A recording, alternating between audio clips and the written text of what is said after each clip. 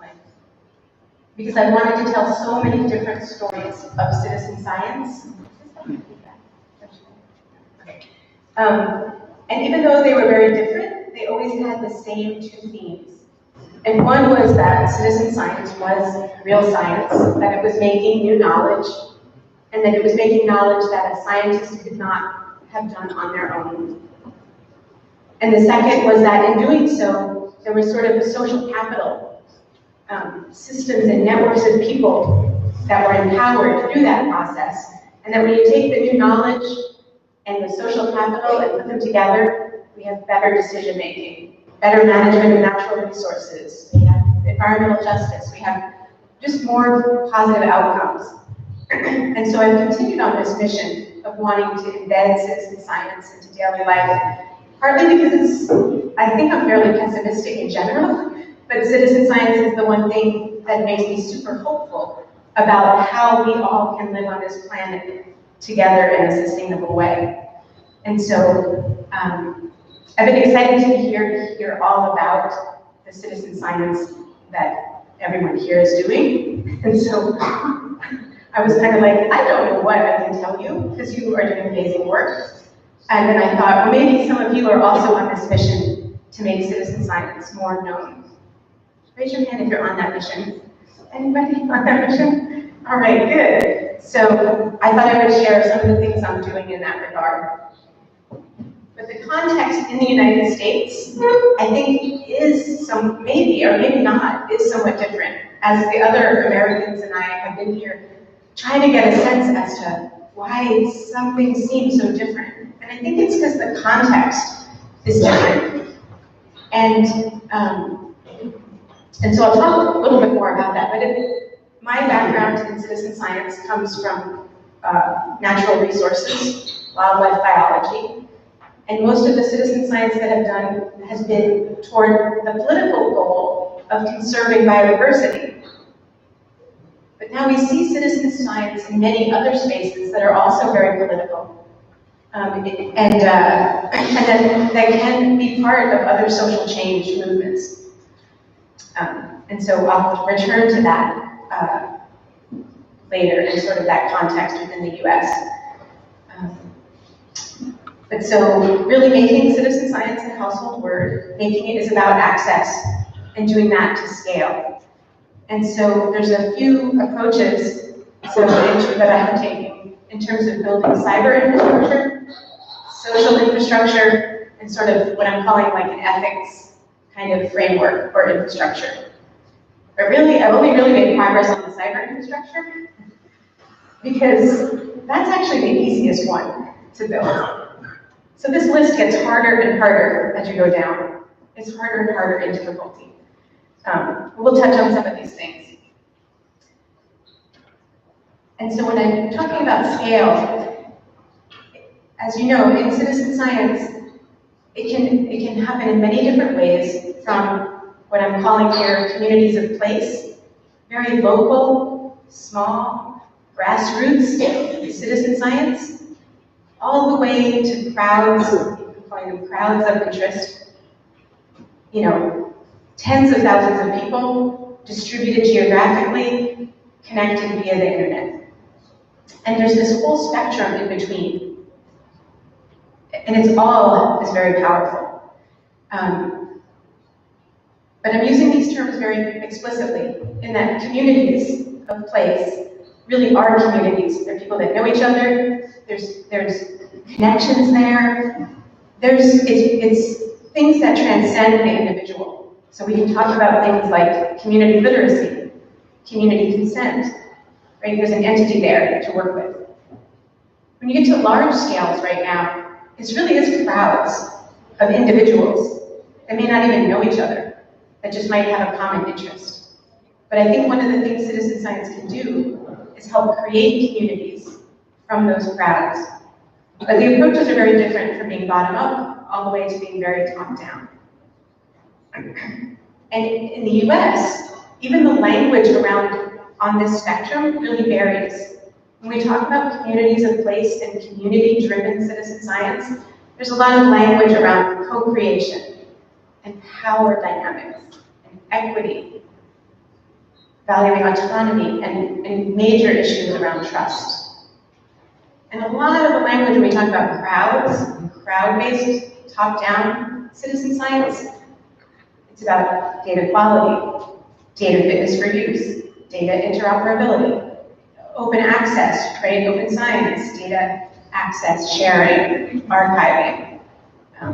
All those things about data, because that's the main thing that's really being the transaction there.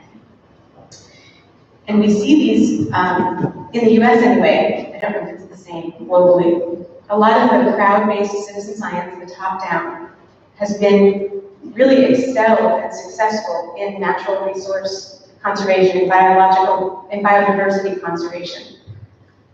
And the more communities of place have worked on in an area known as environmental justice, really related to stopping pollution, right? And pollution monitoring and that sort of thing.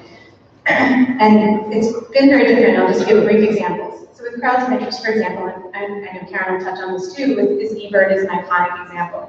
Has everyone heard of eBird? Right? Okay. Almost, all right. Anyway, and so these are just maps of distributions of birds over time you can get from eBird. Tens of thousands of bird watchers submitting millions of observations. And hundreds of scientific papers. It informs management. It informs birders of where to go. Community-based citizen science in the US can look something like this example, which is from my book in North Carolina, my home state. This is an aerial photo of hog farms. So each of those buildings, you can see the inside on the other picture. It's just it's a factory farm. It's a concentrated animal feeding operation. Thousands of hogs. There's more hogs in the state of North Carolina than there are people. And they're concentrated in these little cities, but without any sewage treatment. So all the waste is piped out into these ponds. They call them lagoons. And when they start to fill up, you can see that it's very green around the pond. They were spraying all that waste, urine, feces, onto the surrounding lands.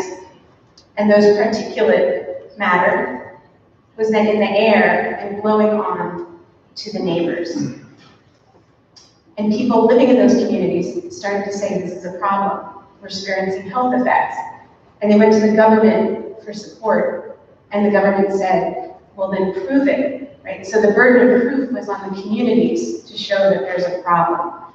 And so there was community organizing, with Gary Grant and Naima Muhammad as community organizers. And they worked with a professor, Steve Wynn, a professor of public health. And they created citizen science, first to look at the geographic distributions of the problems. So they looked at where the swine operations were in North Carolina, and also where they were planned.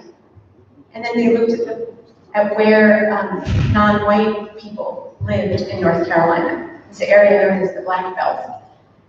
And what they found was what's called environmental racism, which is that in poor communities and non-white communities, they were more likely to have a hog farm and have this type of air pollution than white communities. So they demonstrated that and published papers on that. And then at the same time, they did citizen science to document the health effects. So Naima trained people to take health measurements as objectively as possible, time-stamped, so blood pressure, saliva samples for stress hormones, respiratory capacity, all kinds of things. And at the same time, Steve Wing had these monitors out there recording air pollutants. And the wind changes direction, so the pollutant concentrations change. When they found that when the pollutants were really high, health was really low. And when the pollutants were low, health was improved. And they published those papers, and they combined it with a lot of activism, and they eventually got a moratorium on those open spray fields. So that partly ending some of that pollution. It's actually an ongoing battle. Anyway, but just to say, I think you can see it looks entirely different than a big crowd-based project, right? It's totally grassroots. And I think you have both types of projects here too, but I think the context might be different. But what I see with pollution monitoring right now in the US and who those watchdogs are on industry and pollution is only been, the tools that have been used have only been community-based. But I see right now, because of crowd-based citizen science, we can better predict the distribution of every bird species across the country at any point in time, much better than we can predict human exposures to pollution, right? Which that map there is just from satellite-derived estimates of particulate matter. And so what I hope to do is really apply some of the sort of what we've learned from crowd-based citizen science also to environmental monitoring. And we've seen this kind of across scales approach before in conservation. So I'm going to give you this quiz. So which one of these species is not like the others?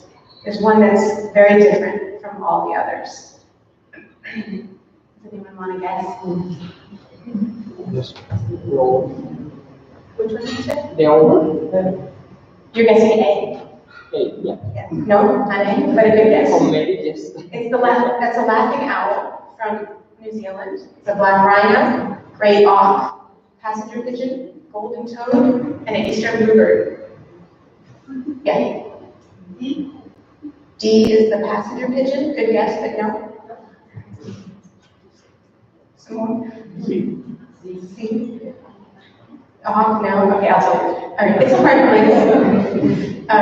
So the answer is F, the eastern bluebird. And the reason is because all the others are extinct. Oh. And the bluebird is super common.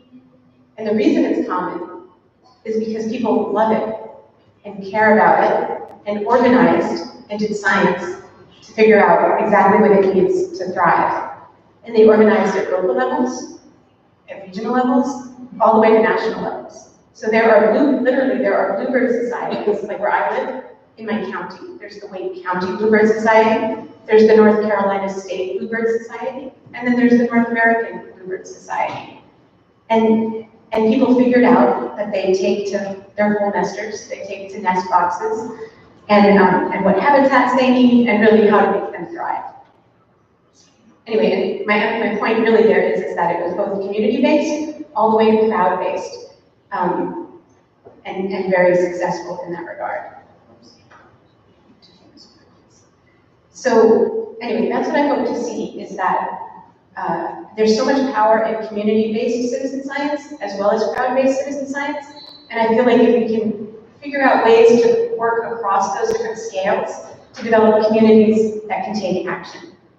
Because one thing that I do emphasize is that in the US anyway, the communities in place are typically marginalized people who do not trust science, who don't trust institutions, who are excluded. And the crowd-based citizen science is typically highly privileged people, highly educated, affluent, white. It's very different demographically at the moment. But just wanted to do a little bit of history, because sometimes we look at these problems and we think they're entirely new, but really, the more things change, the more they stay the same. We see it even historically in Victorian era citizen science. We can compare and contrast. So briefly, and so I start my book actually with an example of William Whewell, and I end with an example of Matthew Mowry. And I meant it to be, at the beginning we accept Whewell's way of doing things, but actually it was horrible. I mean, there's many flaws in it. And I meant it to be that Mowry's way in the conclusion was what we should strive for. I don't think anyone got that from the reading, that's why I'm saying it now. But with Whewell's work, basically he was studying the tides, right? Because England wanted to continue colonizing many places, and they had local tide charts, and this was local knowledge, right? Families, like in England, who for generations monitored the tide and kept records, and they were the keepers of the knowledge of tides for that place. And that's how they would make money. They would sell printed books and whatnot of the tide. And Hugo looked at that and said, that is not good enough because we cannot extrapolate from one port to another port.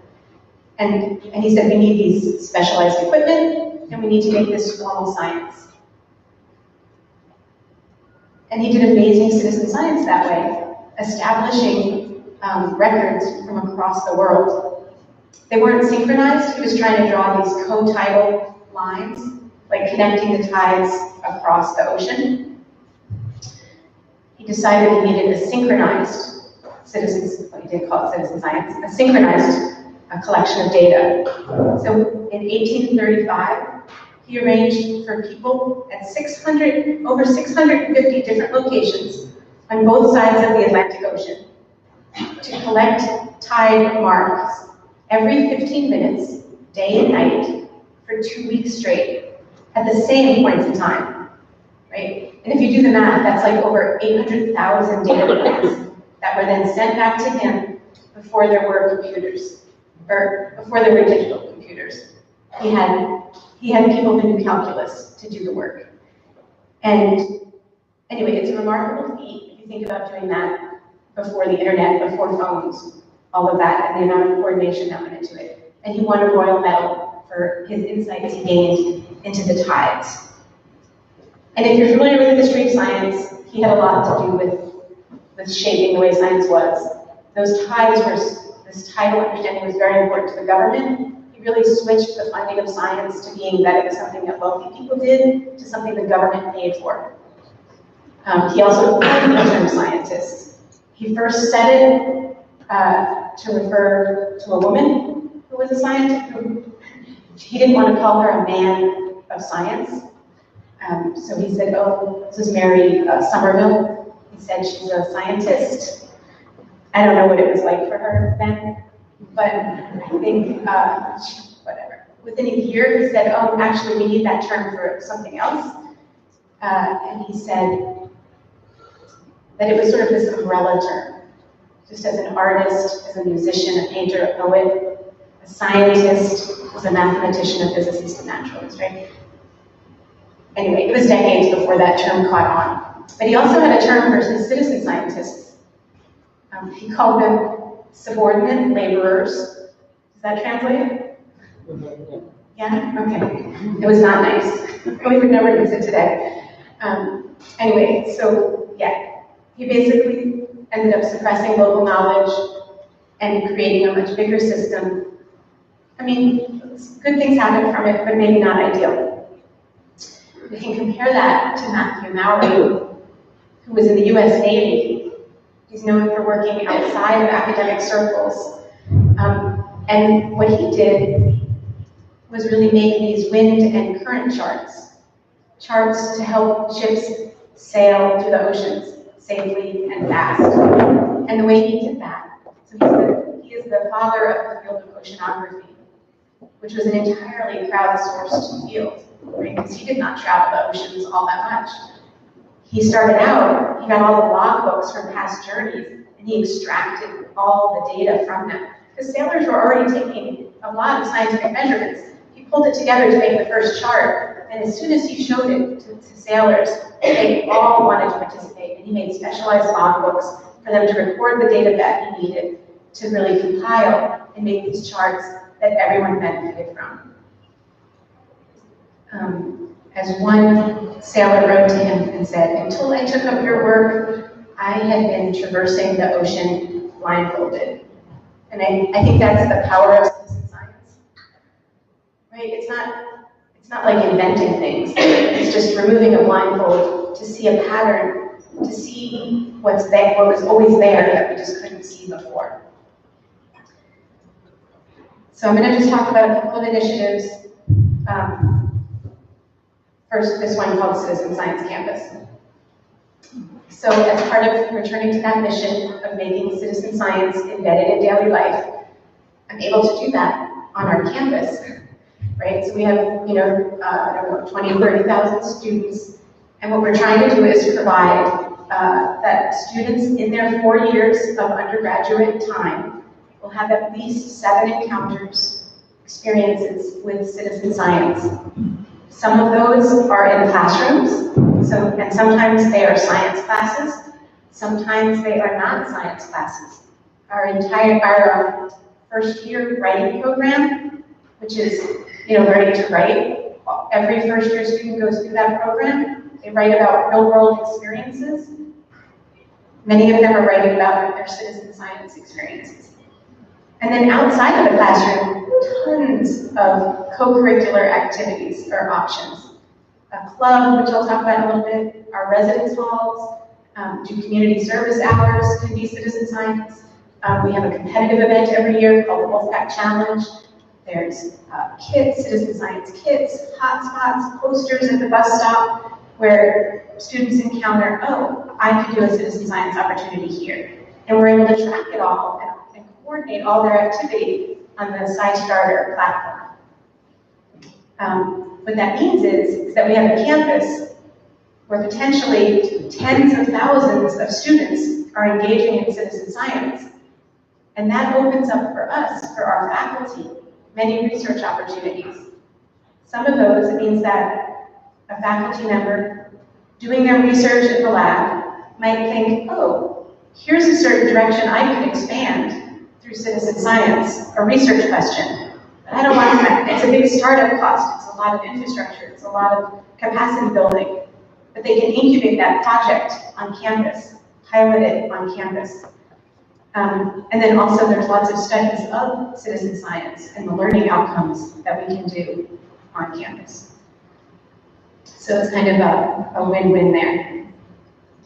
This initiative is being led by, I'm part of this cluster. It's a set of interdisciplinary faculty that the chancellor has hired. And these are our graduate students. This is our first cohort of graduate students in these various colleges. And you can see they really vary from sciences, education, humanities, and social sciences. And there was a question yesterday about, I don't know, just sort of about like changing the culture of science a little bit to be more responsive to societal needs.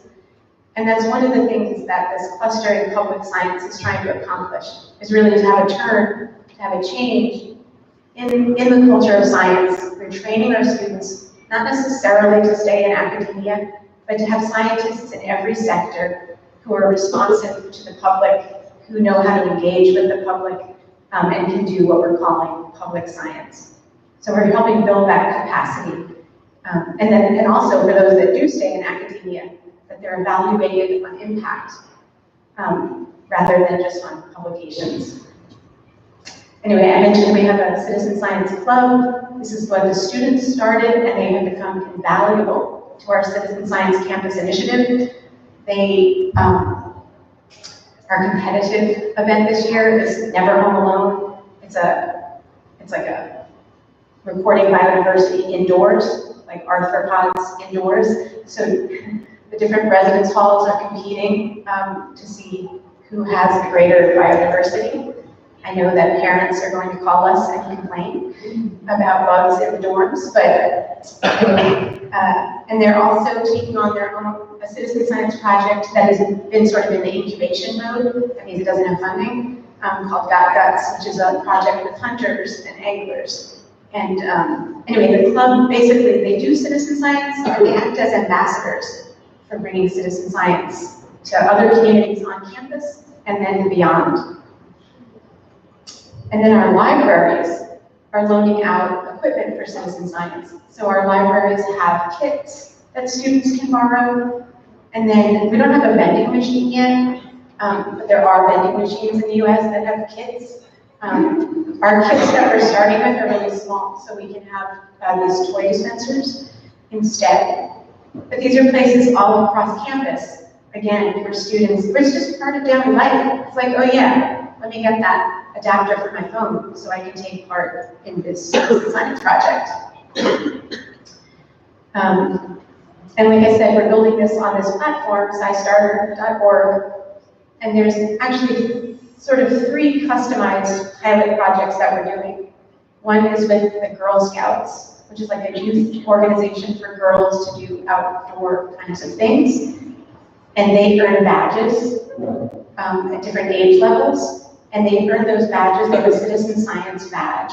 that they earn through particular journeys. They do particular projects that have been selected for them on this iStarter platform. Our NC State students just use their student credentials to log in, and then that other icon is for a school district in Florida, Broward County Schools.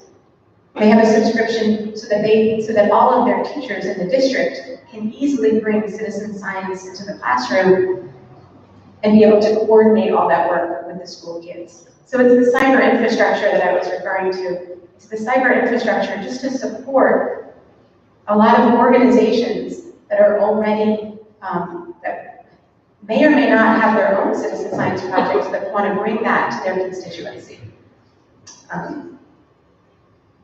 And so, for example, the NC State dashboard provides options for students to pick projects, or they might have them assigned. They have a dashboard that keeps track of what they do. They may earn certificates. They can stack certificates to become a badge, those kind of things. And then administratively, behind the scenes, we have a dashboard with tons of pages of metrics and data about what all the different students are doing. So we can start to understand that citizen science space better. And then we also have a tool library, starting to compile all the different tools that are used in citizen science and the projects that use those tools. And so the libraries created this page really for things that they have the kits for, that these are the projects that then people can see. And then we have other organizations starting to use these too, that just have thematic pages. So this National Pollinator Garden Network, they've been working with, have a Million Pollinator Initiative, where they have 1 million gardens across the US that are planting gardens that are friendly for pollinators. And now they want them to do citizen science projects. They didn't create any new citizen science projects. I mean, it's a consortium. A lot of them include these. But they wanted to offer this. And then they have a dashboard where they can track who's doing what, and they can communicate with people about this thematic program that kind of transcends any individual project. It's more of a thematic aspect to it.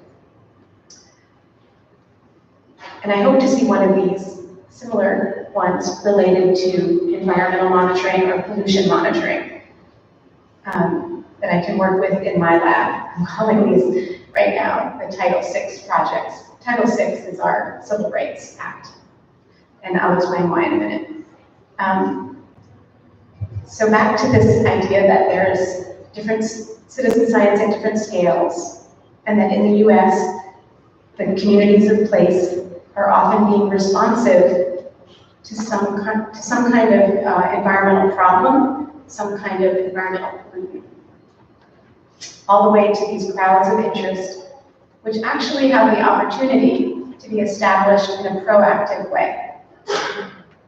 So for example, it's almost like putting out fires.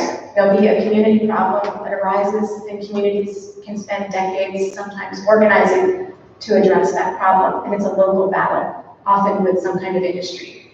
And it happens in California, it happens in North Carolina, it happens in Louisiana, and it might be similar, it might be oil refineries, or it might be different, it might be traffic, it might be transportation related, it might be hog farms, it could be all kinds of different things related to air and water and soil. And it's amazing work that comes out of those. But what we want to do is really provide some kind of scaffolding to support the community-based work. We want to provide, and we think that scaffolding is sort of a crowd-based citizen science, because we want to have data from reference communities. We want to have baseline data. We want to have more capacity all around on these topics, on these pollution topics, other than just leaving these communities to work in isolation. It's just the question is how to do it respecting the ethics and the practices of community-based groups, and what that's going to look like at a crowd-sourced, at a crowd-based level. So we're working on this with a couple of national partners. We have another grant pending One of those partners is the NAACP, which is in the US, that's the oldest civil rights organization. So in this regard, we're not working so much with the traditional conservation organizations. We're working with those vested in civil rights because they have expanded their mission to include environmental justice, right? So to include the fact that in the US, the way a lot of these civil rights issues manifest is through disparities in the environment. Our other partner, Alpha Phi Alpha, is the oldest Black fraternity. And it's not just college chapters, they actually have a huge number, thousands of alumni chapters who continue to do work and outreach in their communities. And they're very interested in bringing science into those communities. So just for context, right? So in the United States, what I'm mostly talking about here with a lot of these marginalized communities comes from our legacy really of slavery and of Jim Crow laws, which were these segregation laws. And even though these laws don't exist, there's still that legacy.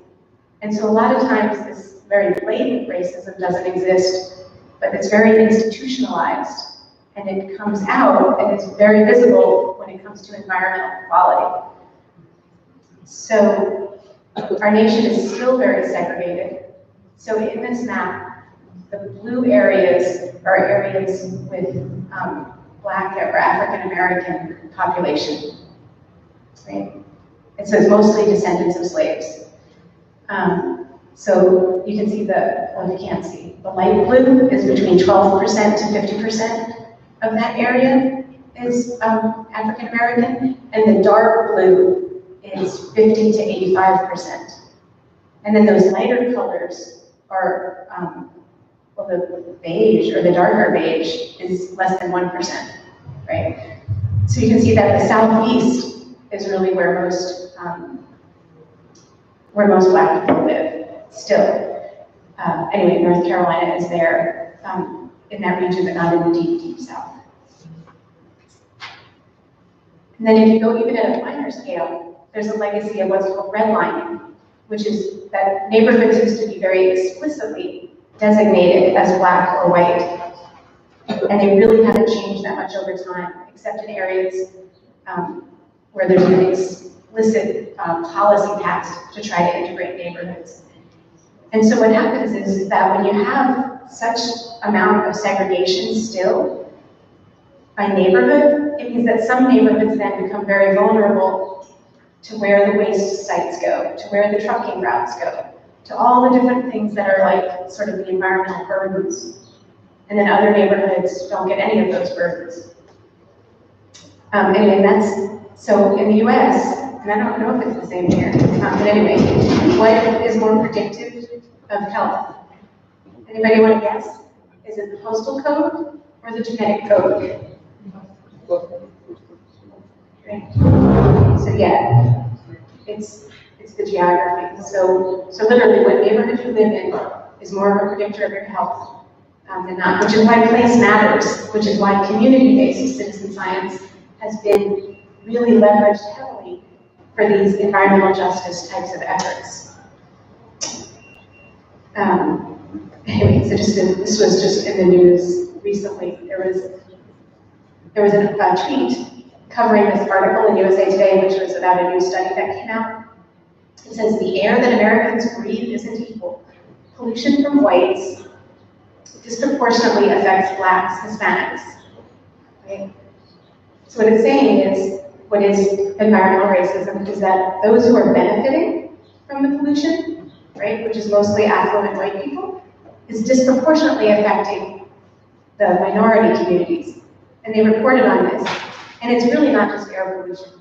I'll show you, it's like almost everything. Anyway, and that had President's son tweet, just when you thought you'd seen it all, now we have racist air. It's insanity, has to stop. So politicians really don't get it. But yeah, it is environmental racism.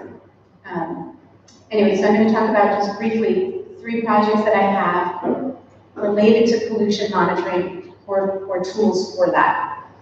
And these are my graduate students on those projects. So just for context, like I said, it's not just air. So this is a map of LA County in California.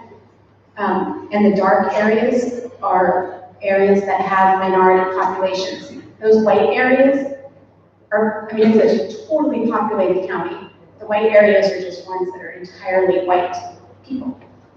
And you can see this is the black dots are where there's toxic waste sites, or hazardous waste disposal sites. You can see that they're all located in communities of color. And the same is true for what's known as brownfields, which are where there used to be industry and the land use has changed, but the cleanup hasn't necessarily, and those are most likely communities of color. So we know that there's likely a disproportionate amount of contaminants in certain neighborhoods than others. And coming from an ornithology background, we decided to start studying the eggs and contaminants that are bioaccumulated in eggs, instead of only just being able to access the water or the soil or the air for these contaminants, to see what was biologically mobile in these communities. And so we worked with, I mentioned the bluebirders, those bluebird organizations. One of the things the bluebirders battle are house sparrows. How many people here like house sparrows? Because you probably do. A lot if you're a birder at all. So in the US, they're an invasive species, and the birders don't like them. And when they encounter a nest of house sparrows, they were just throwing the eggs away. And it's probably not the best management strategy, so we're studying that with them, like what is the best strategy? We send them these painted eggs, so they swap in these fake eggs whenever they remove real eggs. Anyway, they send us those real eggs, and we curate them into our collection, and we're studying the contaminant loads in those eggs to see if they could be useful bioindicators for indicating human health. That's the long-range goal of the project. And it's my postdoc on the project and grad student. So just going to mention that.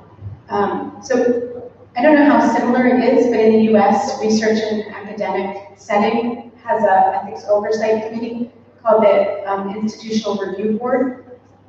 So do people deal with ethics oversight in their research? Some? Okay, maybe some, or maybe. What was the question again? It's whether you deal with an ethics oversight committee, another committee looking at your research and judging whether it's ethical. So you do have one? Okay. So we have one in the US. It was created entirely for human subjects research, for medical research, right? But it's now being applied to citizen science, and it's not always a good fit.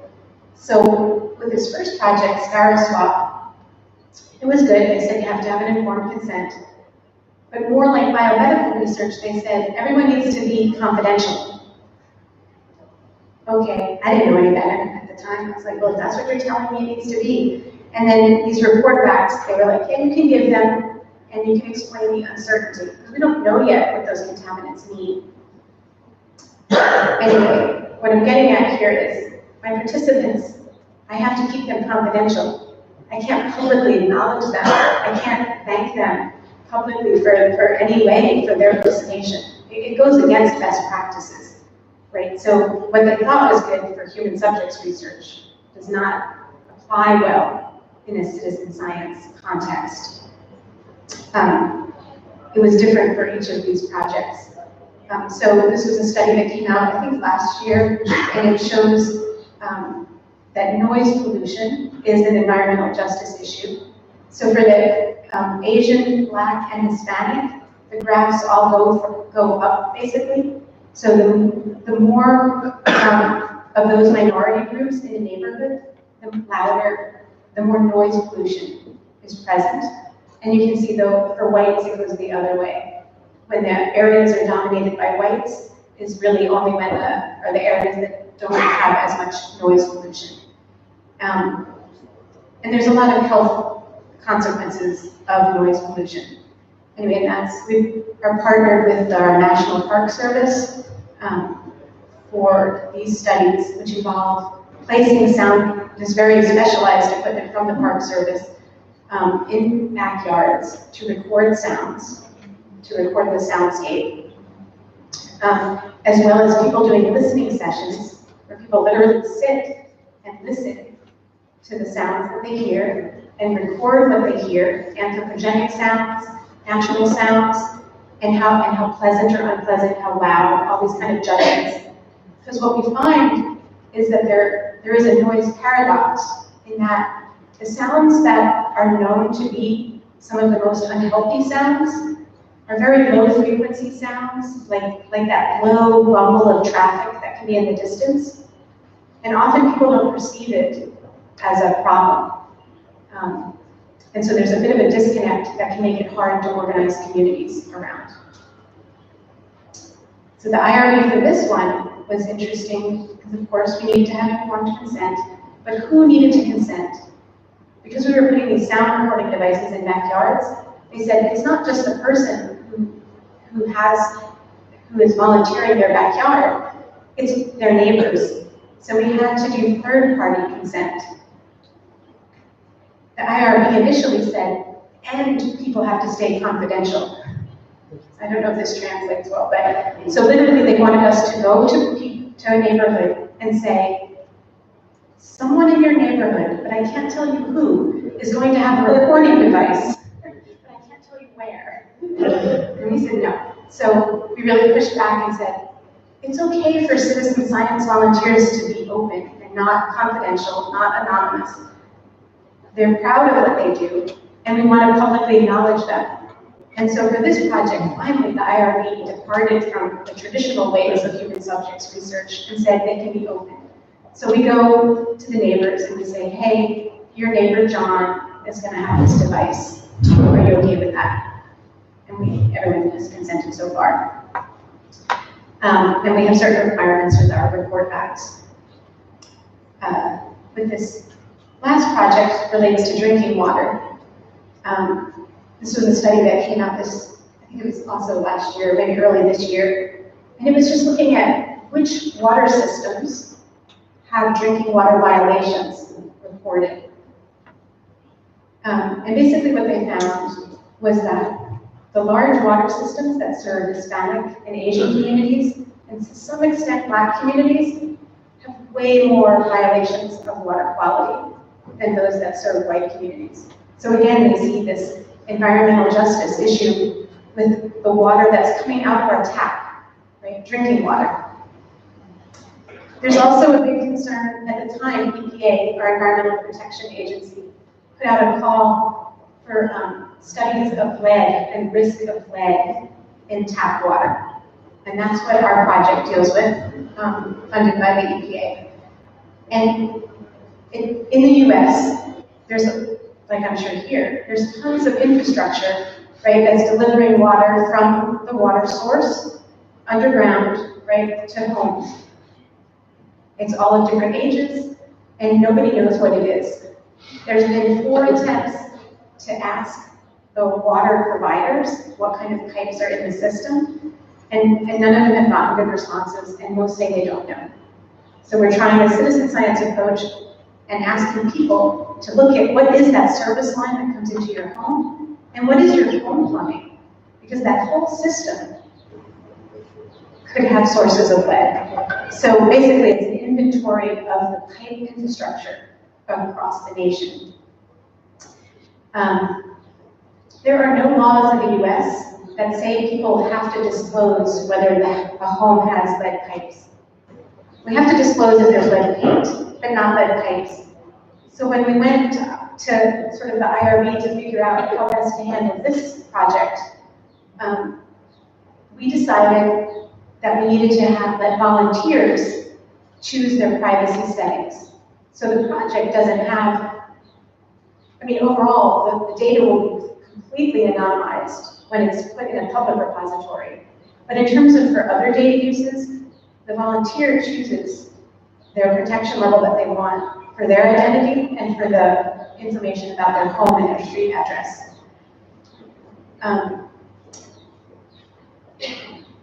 anyway, so it's just really varies across these citizen science projects. I feel like in the US, there's still a lot of education of our ethics review boards to really accommodate citizen science and citizen science best practices, because it is so different from medical research.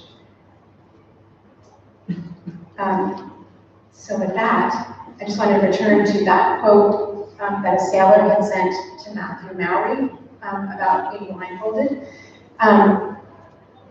Because I think in many ways, our Earth is that ship, right? And we're just sailing into the future, and we're making decisions all the time that decide our fate and the directions that we go. But we're so blindfolded. And that's why I say citizen science gives us hope, because I think it's one of the best ways to just quickly pull together so much information and just remove those blindfolds so that actually we can sail a really great course forward. So this is my lab from over the summer. And with that, I can take any questions.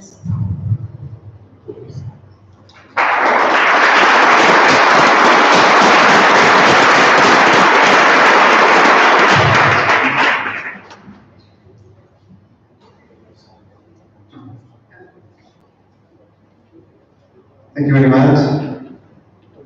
¿Una pregunta?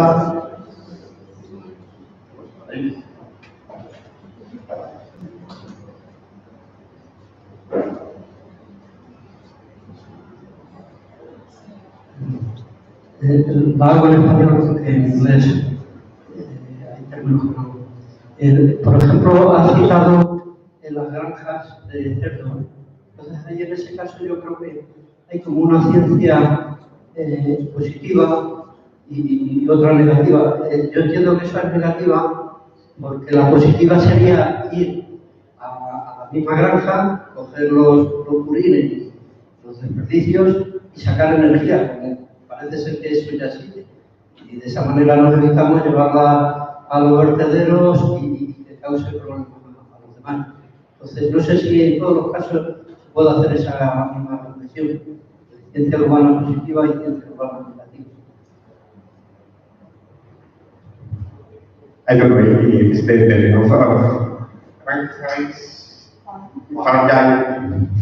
she asks how the positive and negative impact of every example. For example, in a farm, when you get energy from the farm, it's better to do it in a local way or go outside of this. He's looking for the positive and negative impact of each example you say.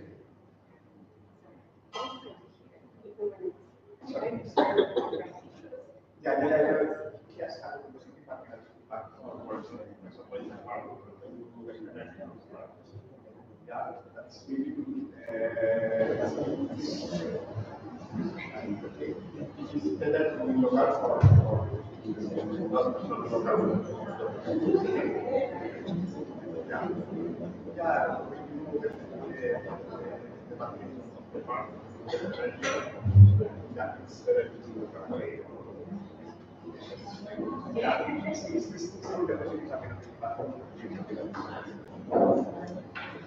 Yeah, great.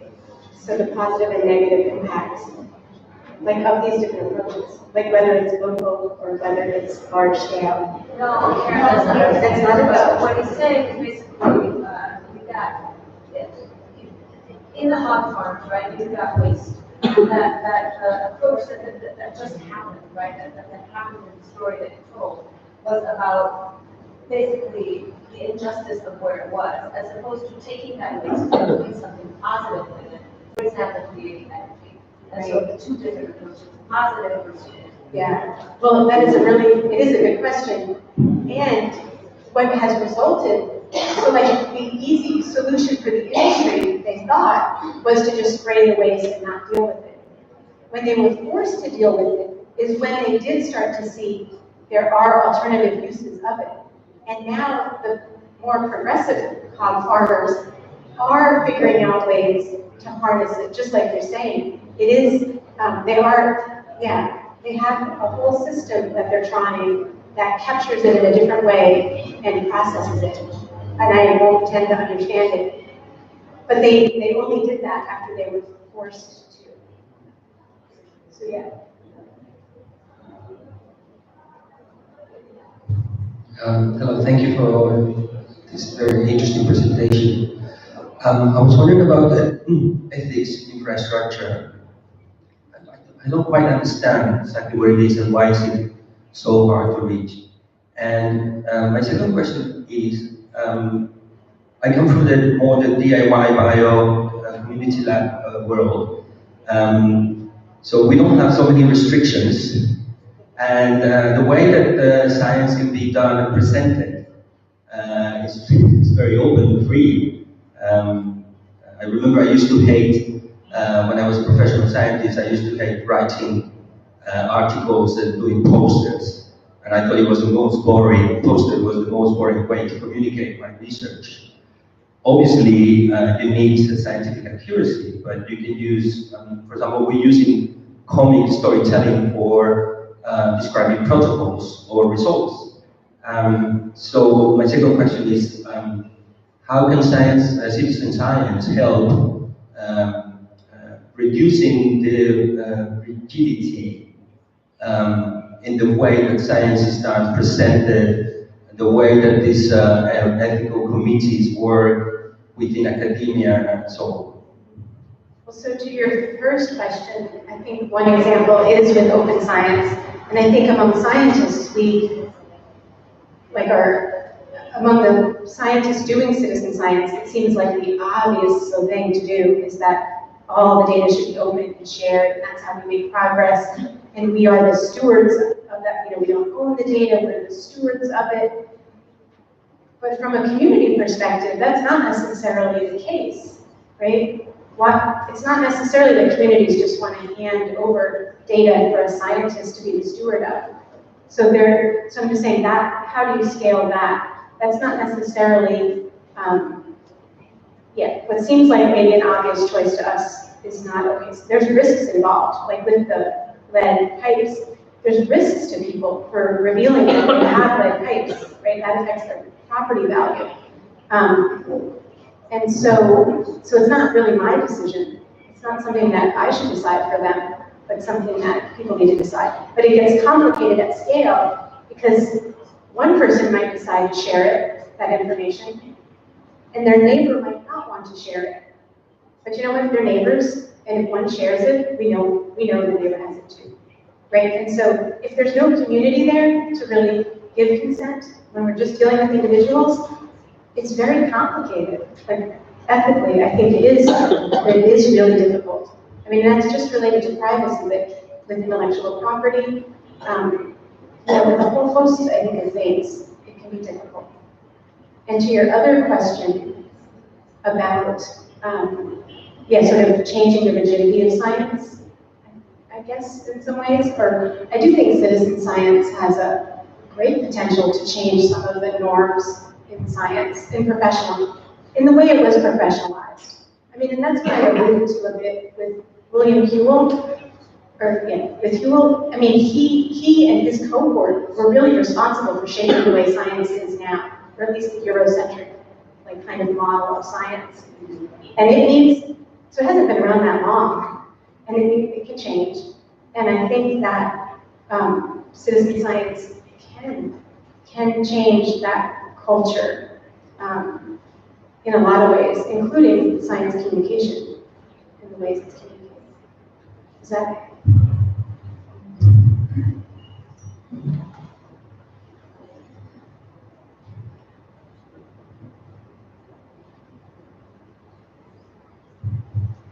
Hi, Karen.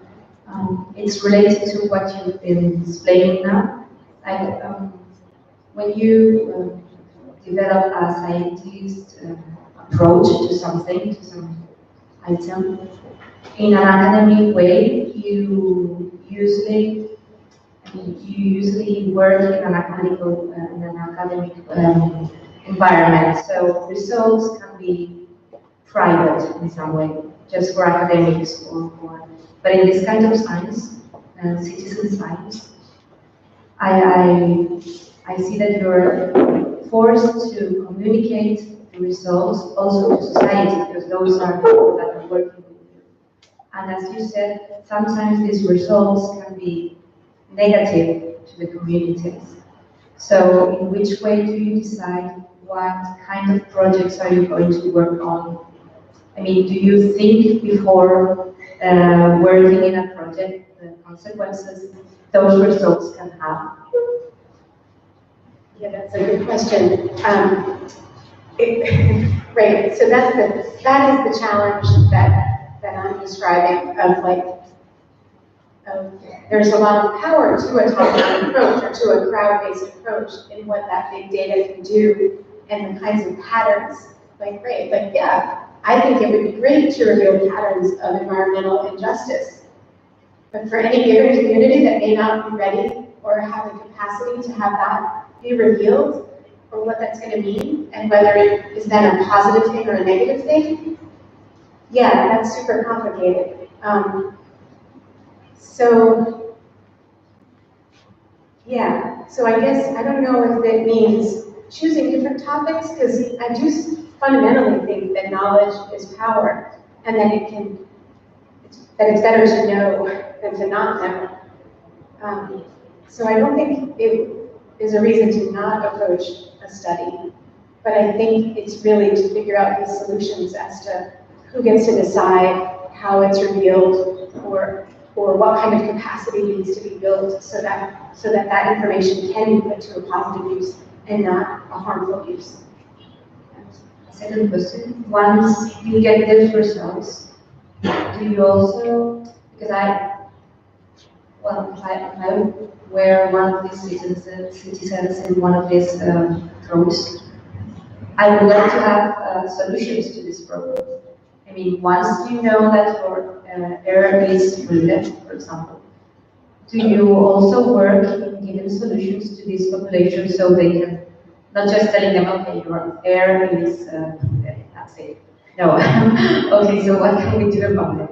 Do you also work in this, the second part? Well, through partnerships. So, like with the lead project, we're working with the lead service line replacement collaborative, right? So their whole mission is to replace lead service lines, or to mobilize government dollars and other funds to do those replacements.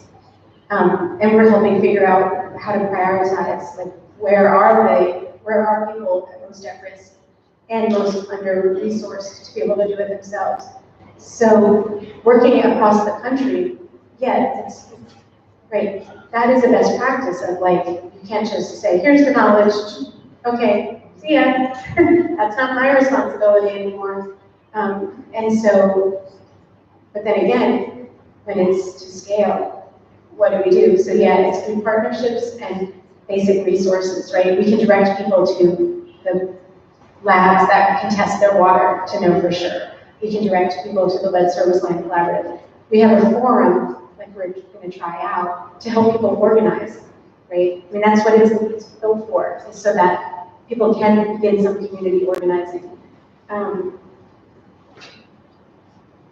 Yeah, where that line is between, like, our role and as facilitating the use of the information, as opposed to, I don't know. I mean, it's different. That's what I'm saying. Like, if it was working with one community, it's very clear, like, what really the scientists' responsibilities, where they should extend to. I mean, there's a long tradition of it in public health, of not abandoning communities after finding these problems. There's also a long tradition of doing it poorly and unethically as well.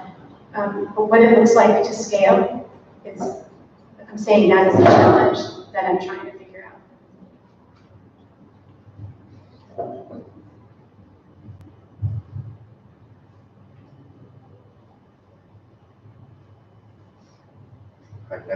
Thank you for your excellent talk. I would like to know your opinion about the kind of trade-off between openness and privacy, because we always think on that. And I can give you an example. You know that there is this mosquito alert project in which people report tiger mosquitoes in our area. And the point was that in one place, in one village, when we started reporting this, the measures and put in action. Because you are saying that there is tiger mosquito in my village, and this will have us strong consequences in the tourism and so on, and it's I will announce it. Fortunately, the people are completely anonymized from the very beginning, because we were wondering, imagine that someone from the local administration is reporting that tiger mosquito. Maybe they can lose the job if the mayor knows who they are. And I was wondering that with this sensitive information, how to deal with these kind of things. From one side, we want openness. From the other side, we want to maintain the privacy of the people. Right, it's really tricky. Like with that hog farm example, the industry tried to intimidate everybody, right, and including the head researcher, the Steve Wayne, demanding the data with all the names, because they wanted to know, and the industry was known for that kind of intimidation of public officials, even, of like having people parked outside the home, you know, just basic stuff of intimidation. And it went to court, and it went to another court, and another court, and of this battle to protect the privacy of the people who contributed the data. And he ultimately did protect their privacy. Yeah, I mean, I think the open data framework can accommodate all of that, right? Because, yeah, I mean, open doesn't mean literally everything has to be open to everything all the time. There's permissions on things. There's ways to license with different permissions. So, yeah, I just think that we need to not instinctively assume that fully open, yeah, that knowledge, I mean, I guess we need to know, right? Knowledge can be put to great purpose and positive things, and knowledge can be used for nefarious reasons, right? And yeah, bad things. So having some control over that. And I think I've been seeing projects, typically a project though, at a project level decides, this is what it's gonna be. This is how we're gonna share data, you know, and if it's sensitive species, you know, they get poached, this is how we're gonna fuzz that. But I think it really needs to be the individuals in the projects that decide. Or if there is a structure of sort of a community governance, that it's at the community level. I don't know, I think we just need to keep exploring different ways to make, because there's not one answer. Like I can't say it's this or it's that. It's going to vary with the context.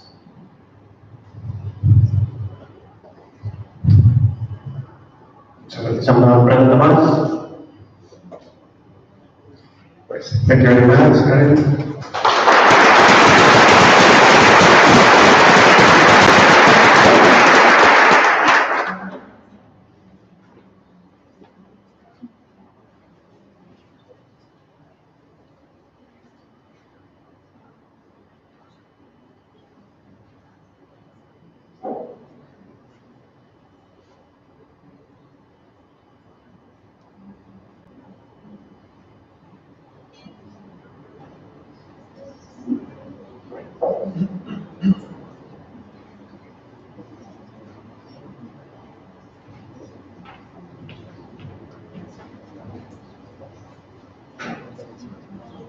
Vamos a continuar con Karen Pulfe, que nos va a hablar de ciencia participativa.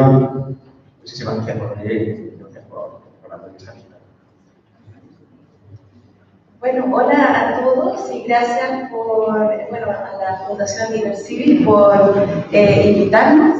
Es un gran honor estar aquí y un placer conversar con ustedes un poquito acerca del trabajo que hemos estado haciendo nosotros en el laboratorio de ornitología y comunidades a través de Estados Unidos.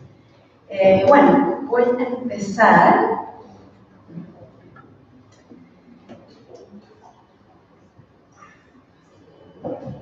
Ok, aquí sí.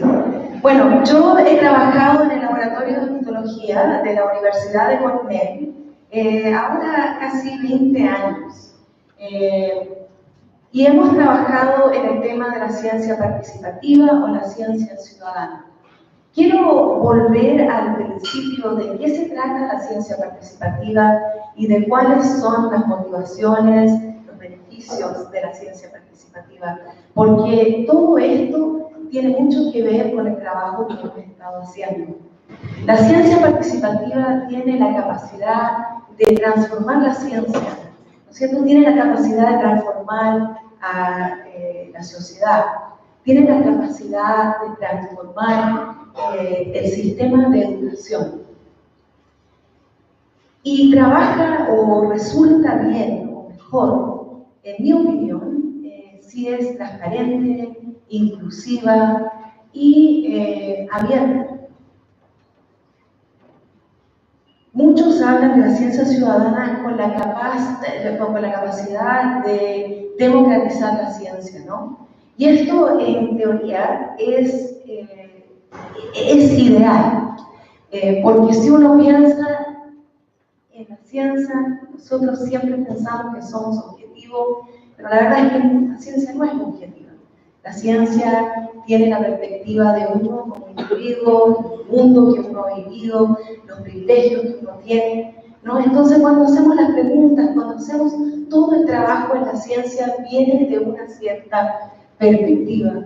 Y cuando podemos abrir las preguntas, la interpretación de los resultados, hasta los protocolos que uno toma, ¿no es cierto?, cuando quiere saber las respuestas a esas preguntas, cuando abrimos e invitamos a otras comunidades que no se parecen a nosotros, entonces los resultados pueden ser realmente muy diferentes.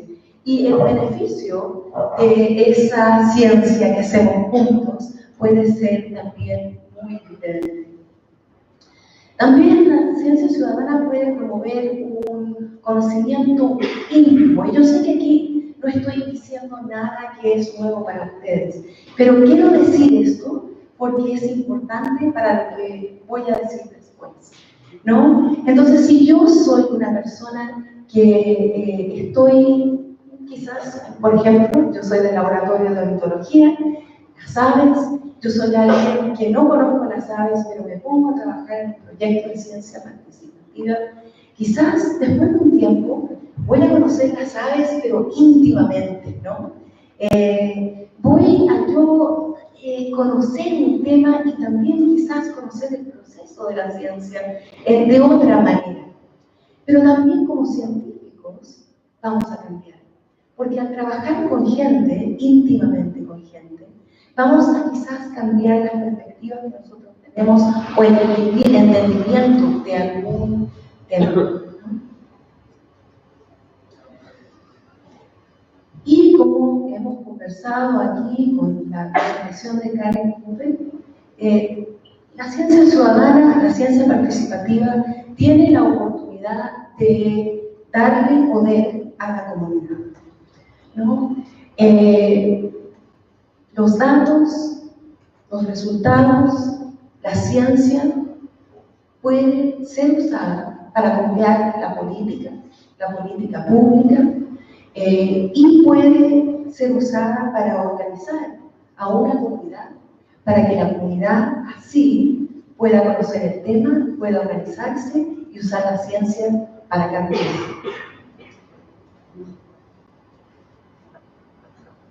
La verdad es que la historia de la ciencia no es bonita siempre, ¿no? Hay veces cuando la ciencia ha usado a la gente, a ciertas comunidades, ha abusado de ciertas comunidades. Y eso es algo que tenemos que tener presente, porque cuando trabajamos con comunidades que no se parecen a nosotros, esas comunidades muchas veces tienen una falta de confianza, tienen un entendimiento un poco diferente al que tenemos nosotros al poder de la ciencia. Entonces, la ciencia participativa tiene la oportunidad o tiene la capacidad de cambiar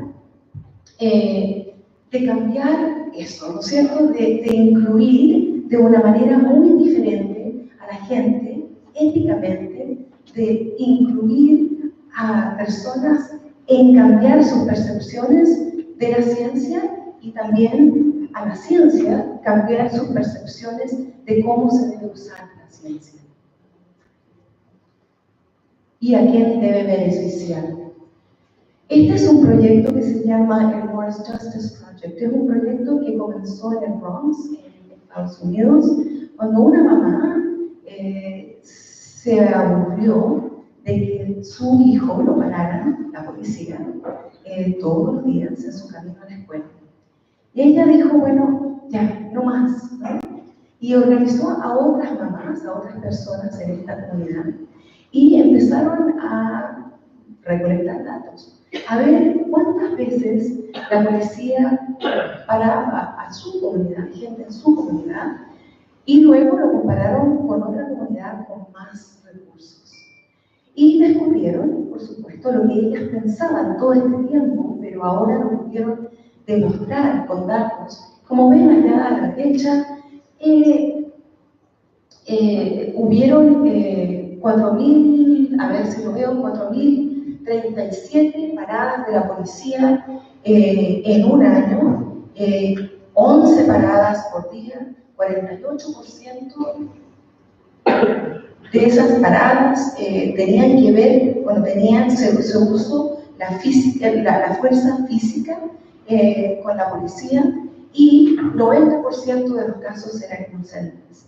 Eso era muy diferente a cómo resultó el mismo experimento o el mismo estudio en un lugar con grandes o más recursos. Entonces, lo interesante de ese trabajo es no solo de que se hizo el estudio y se hizo desde la perspectiva de la comunidad, pero también el compartir de los resultados fue muy interesante.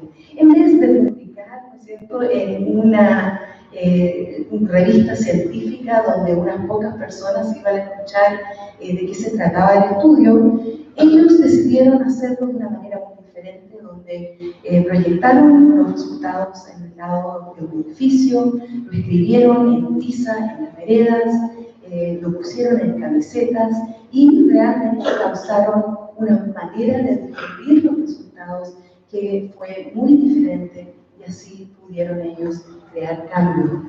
La ciencia participativa tiene todas estas oportunidades, y nosotros como científicos e instituciones científicas tenemos muchas decisiones que hacer cuando empezamos a trabajar la ciencia participativa. Yo trabajo en el laboratorio de ontología de la Universidad de Guatemala, y nosotros hemos estado trabajando el tema de la ciencia participativa, la ciencia ciudadana, por años y años y años. Es parte de nuestra misión. Nuestra misión es conservar, interpretar, conservar la biodiversidad a través de la investigación, de la educación y la ciencia participativa, la ciencia ciudadana. Entonces, es parte de nuestra misión, es algo que hemos hecho a través de los años. Hemos tenido muchos proyectos, algunos pequeños, algunos grandes, algunos que ya se han acabado, otros que recién están comenzando. Y quiero conversarles yo de diferentes tipos de proyectos. IBER es el proyecto más conocido del laboratorio de ontología. Es un proyecto masivo, es un proyecto que involucra a todos los países del mundo, y es un proyecto que nos llega a dar un conocimiento increíble acerca de las aves. Es impresionante por la cantidad de la gente que participa y por el conocimiento que nos llega a dar. Cuando este proyecto comenzó, en el 2010, había 2.6 millones de observaciones. Cada puntito que ustedes ven ahí en amarillo es una observación. Y en el 2016, 6 años más tarde, ahora tenía 20.6 millones de observaciones. Este proyecto es realmente increíble en el tipo de participación, el tipo de conocimiento que hemos podido obtener gracias a la participación de gente a través del mundo. Algunos de estos números realmente son impresionantes, ¿no? 617 millones de observaciones, 45 millones de vistas, todos los países del mundo, reportes ya de 98% de las especies. Y para los que no confían en la ciencia ciudadana como una manera, ¿no es cierto?, de hacer ciencia seria, con este proyecto solo ya se han hecho 220 publicaciones en revistas científicas. Y una de las maravillas de este proyecto es lo que nos deja, voy a poner esto acá, lo que nos deja crear y compartir. Entonces quiero aquí, ¿cómo salgo de aquí? Es decir, acá, ya. Quiero mostrarles unas pocas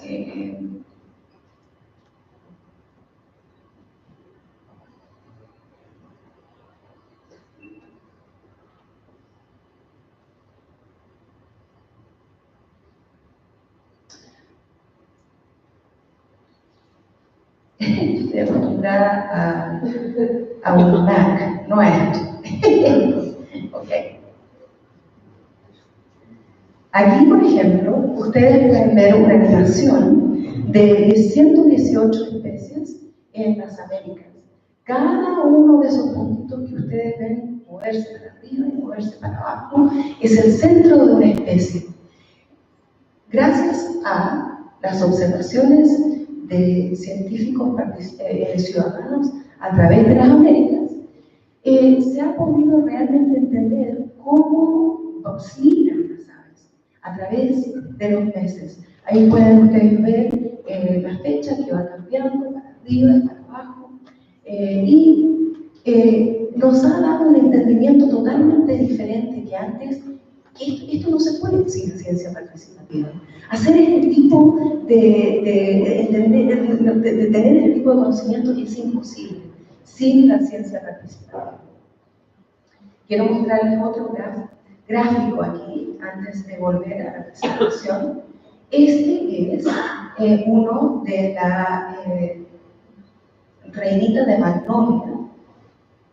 Y aquí también, de nuevo, nos deja ver a través de los meses cómo va migrando y cómo va cambiando.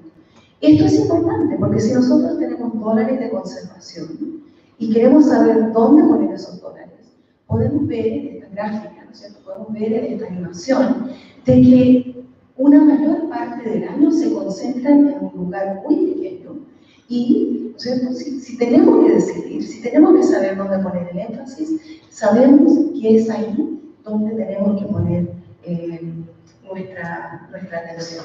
Entonces, de nuevo, esto no sería capaz de poder hacer si no tuviéramos nosotros la oportunidad de trabajar con personas a través de a ver, ahí, ¿no?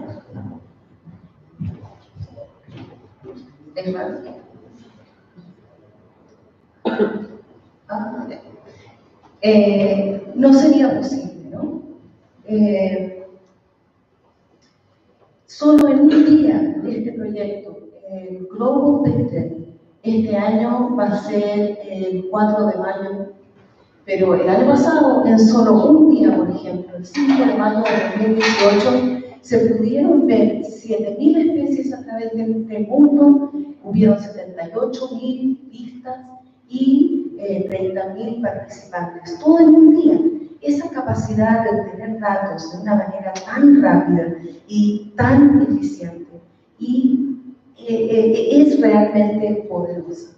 Se puede participar a través de una aplicación móvil y de nuevo nos deja ver todo tipo de mapas y de maneras en que podemos visualizar lo que está ocurriendo con las aves en una manera que no lo podríamos hacer. Hay un sitio web que pueden visitar, Hiperciencia, que realmente demuestra el poder de este tipo de proyectos.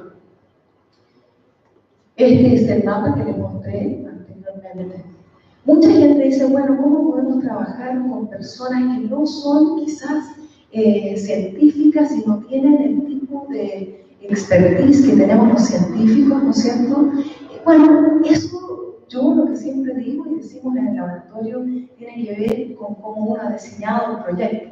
Si uno diseña el proyecto correctamente, si uno diseña el proyecto con cuidado, ahí nos deja tener y obtener datos que realmente se pueden usar.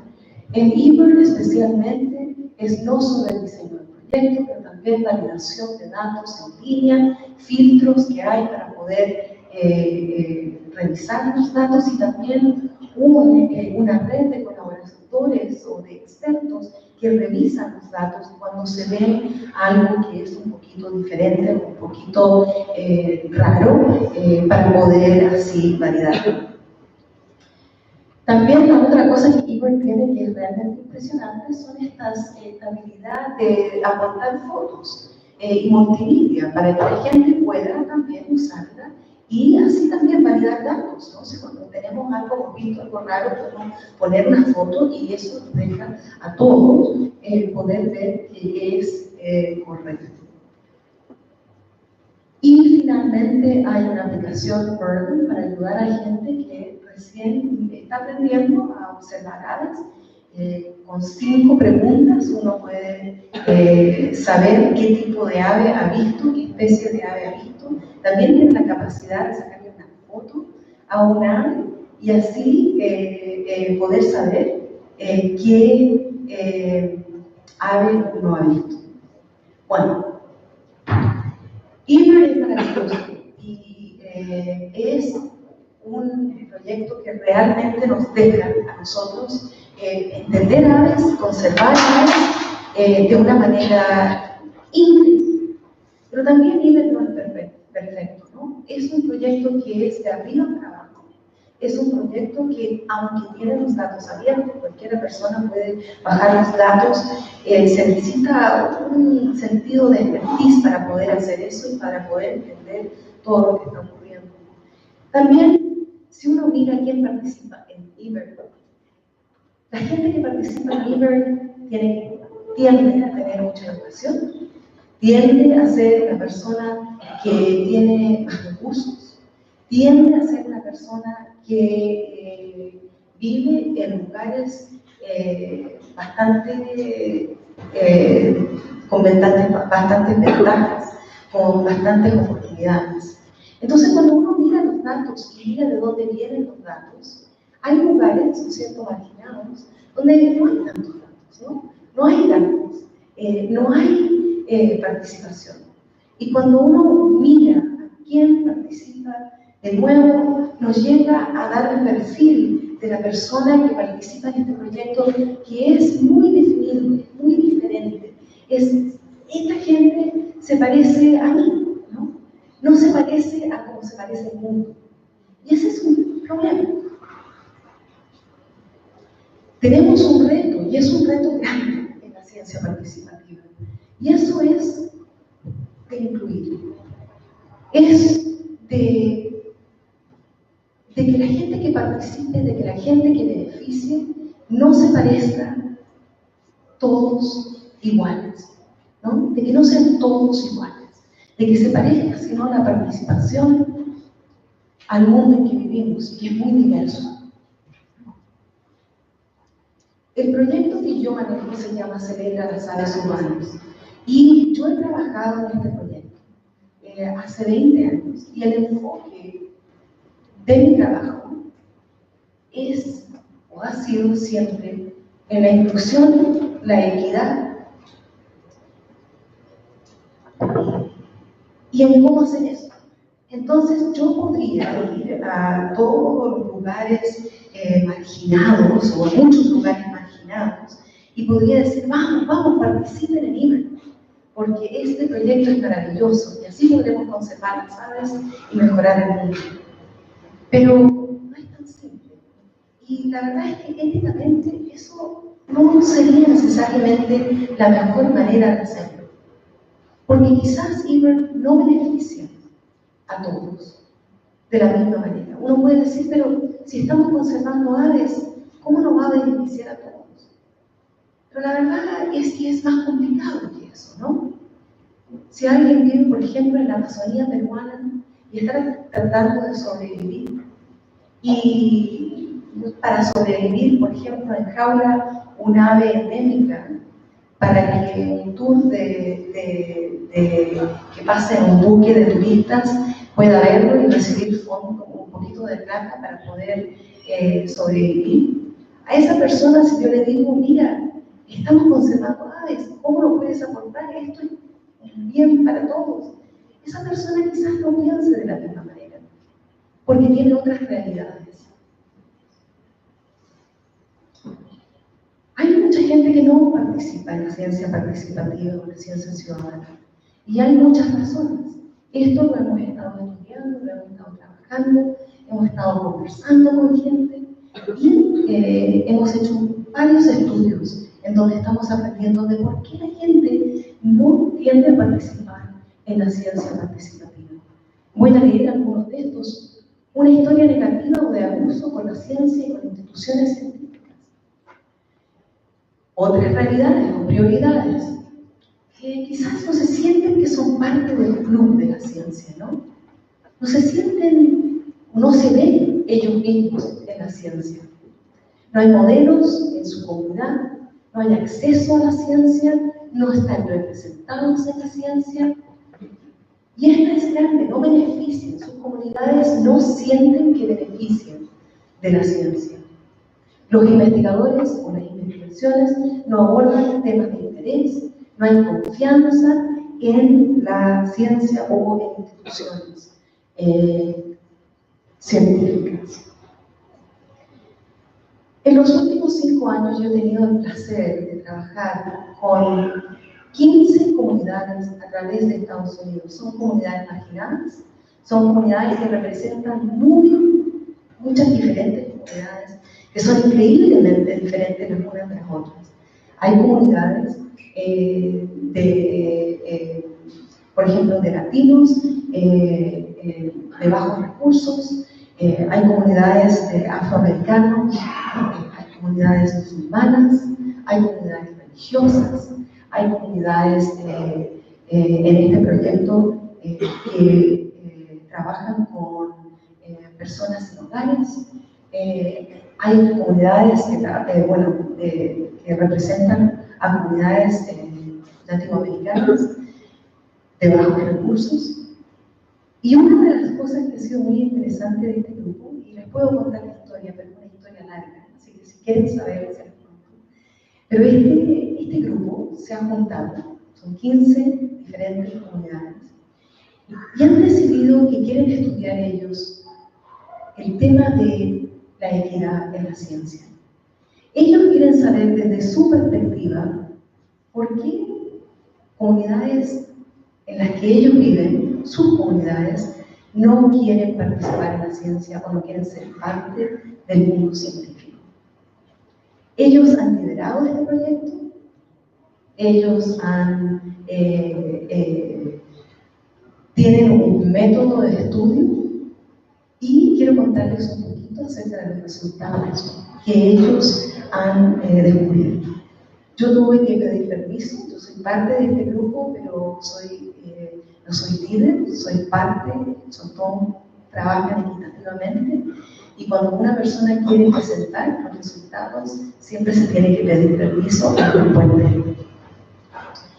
Este grupo representa a granjeros urbanos, representa a grupos que enfocan en la música y cultura, grupos religiosos, grupos de arte, grupos de organizaciones que llevan a jóvenes de pandillas a cazar, etcétera, etcétera.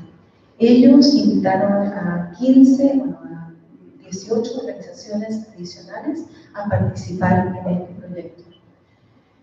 Los métodos que usamos fueron investigación participativa basada en la comunidad, usamos teoría fundamentada y teoría crítica de la raza.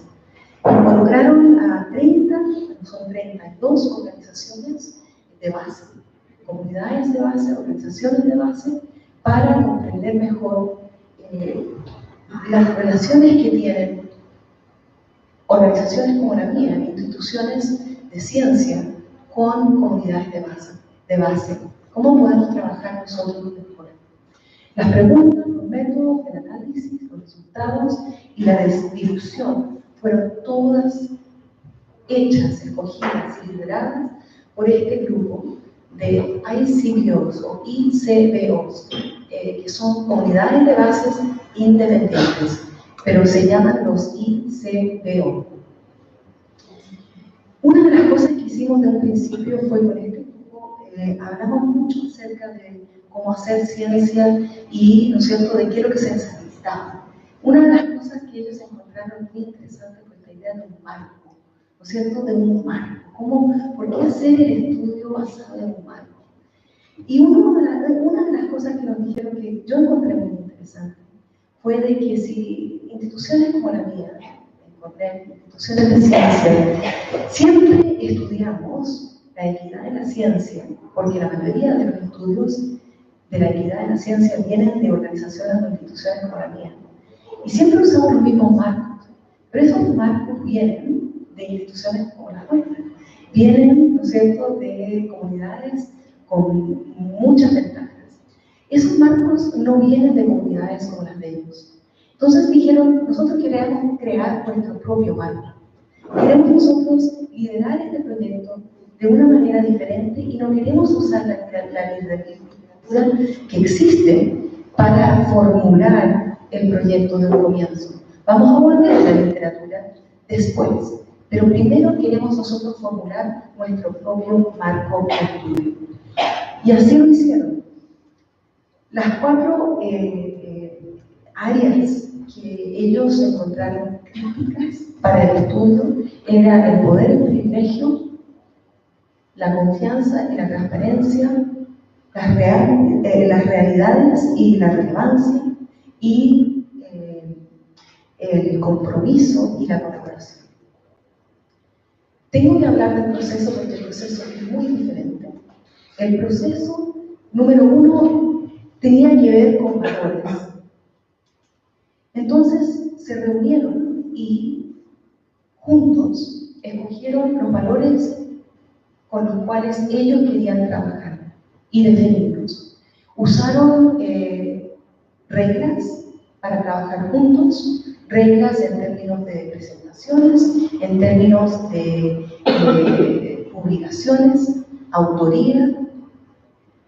Y estas reglas se basan en los principios de GMS para la organización democrática, y les puedo contar más acerca de eso si tienen interés. Crearon una visión y valores antes de empezar el estudio. Y todo lo que han hecho siempre vuelve a estos valores y a esta visión y misión. Las reglas tienen que ver con quién puede hablar por una comunidad. Si yo trabajo en la Universidad de Cornell, ¿puedo hablar de una comunidad sin tener a una persona de esa comunidad presente? Todas esas conversaciones las tuvimos y las hablamos.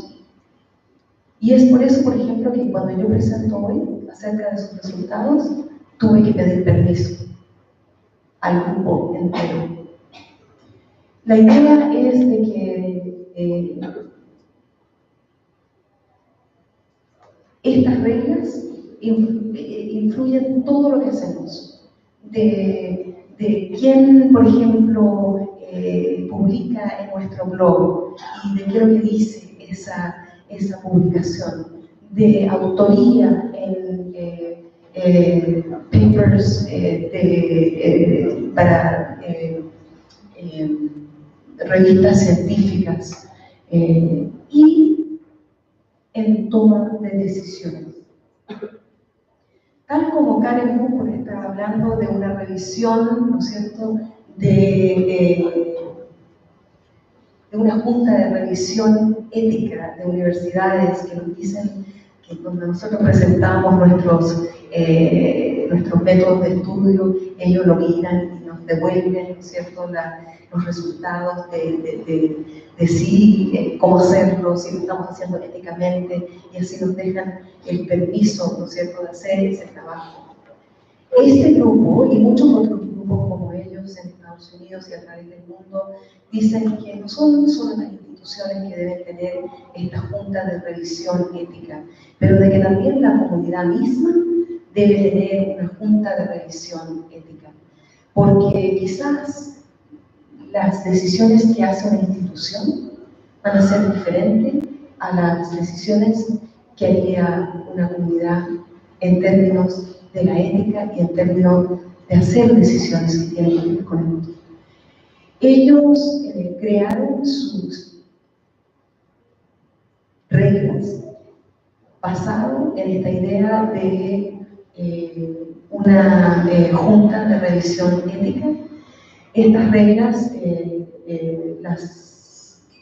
guían toda la investigación que hacemos juntos y la investigación que otros pueden hacer en sus comunidades. Y podría yo hablar una hora entera acerca de estas reglas, pero si tienen más interés, yo feliz de compartirlas con ustedes. Ok, ahora un poquito acerca de los resultados. Voy a hablar acerca de cada uno de las áreas del marco que crearon. El primero es de poder y privilegio. Y este es un reto. Los ICBO querían hablar de los retos y también de las oportunidades o, ¿cierto?, de las herramientas. Este es un reto. Y mire, yo soy de Chile. Y en Chile nosotros tenemos otras dinámicas muy diferentes a Estados Unidos en términos del racismo, en términos de quién beneficia, en términos de quién tiene ventajas. En todos los países es diferente, pero en todos los países existe. En todos los países hay una dinámica de justicia y de injusticia. Entonces, en Estados Unidos, en el lugar donde están estas comunidades, una de las áreas que ellos realmente dicen que es el reto más grande es esta área del poder y el privilegio. Todas las palabras que ven aquí son parte del estudio y las hemos traducido en español. Ustedes ven en la foto allá, que es uno de nuestros colaboradores que trabaja en el área de la casa. Y él dice, mira, si tú tienes a un blanco en Estados Unidos con una escopeta y a un negro en Estados Unidos con una escopeta y los dos van caminando por una calle, van a ser recibidos de una manera muy, muy diferente. El racismo institucional es uno de los retos más grandes que ven ellos.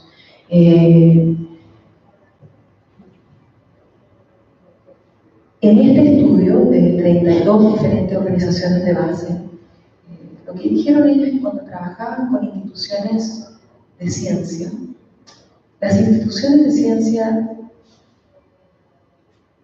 muchas veces ni se daban cuenta de que había racismo institucional y no podían decir qué lo que era.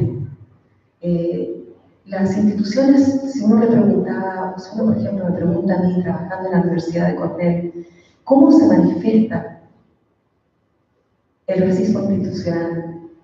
Sería para mí, hace 20 años, muy difícil decirles. No sé. Bueno, ellos lo explican claramente. Y una de las maneras que lo explican es, dicen, miren, si los programas, si la investigación, si los trabajos que ustedes hacen incluyen solo a un tipo de persona, si beneficia solo a un tipo de persona, ese es racismo institucional.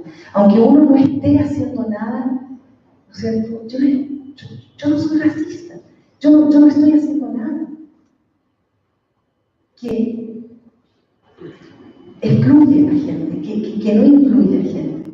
Pero al tener los sistemas y no ver esos sistemas cuidadosamente, eso es racismo. También hablan de algo que ellos llaman walking on eggshells, o caminando sobre las cáscaras de los huevos. Y eso quiere decir de que si la mayoría de los fondos, de la mayoría del dinero, ¿no es cierto?, para sus organizaciones viene de instituciones como las nuestras, ellos no pueden decirnos abiertamente cuando ven injusticia. Porque si nosotros nos enojamos y no queremos jugar más con ellos ahora no tienen acceso a fondos. Entonces ellos tienen que manejarse de una manera muy cuidadosa. Y al no decir, cuando ellos experiencian o cuando ellos, ¿no es cierto?, sienten injusticias, entonces, y nosotros no tenemos el deseo de cambiarlo, entonces se continúa. Una de las cosas que también este grupo habla mucho es en cómo compartir los resultados.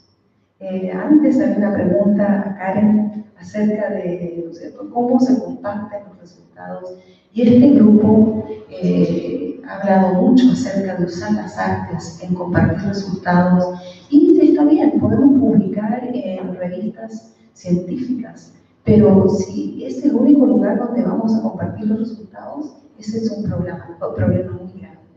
Entonces, ellos quieren compartir los resultados de otras maneras que tienen más impacto.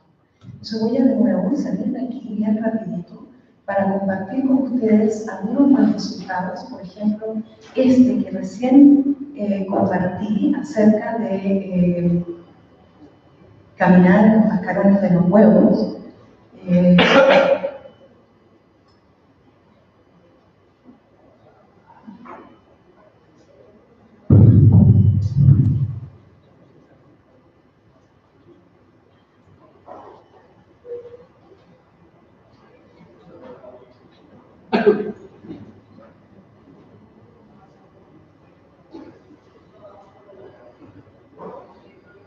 No resulta.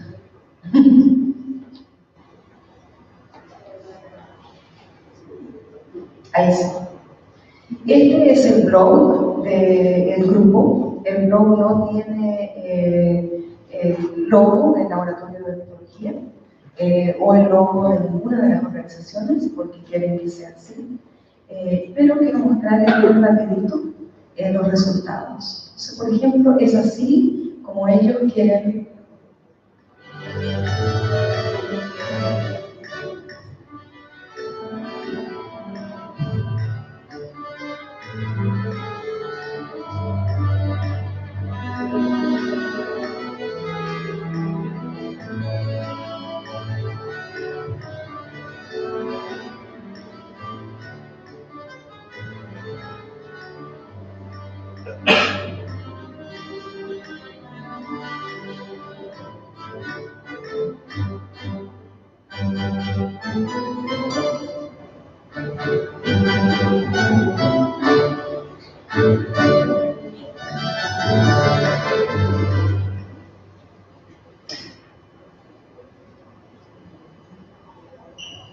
Y quiero compartir otro con ustedes porque es difícil salir y entrar de la presentación.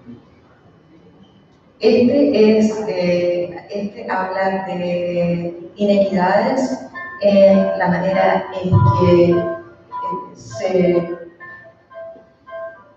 fundan estos diferentes proyectos, en que consiguen fondos.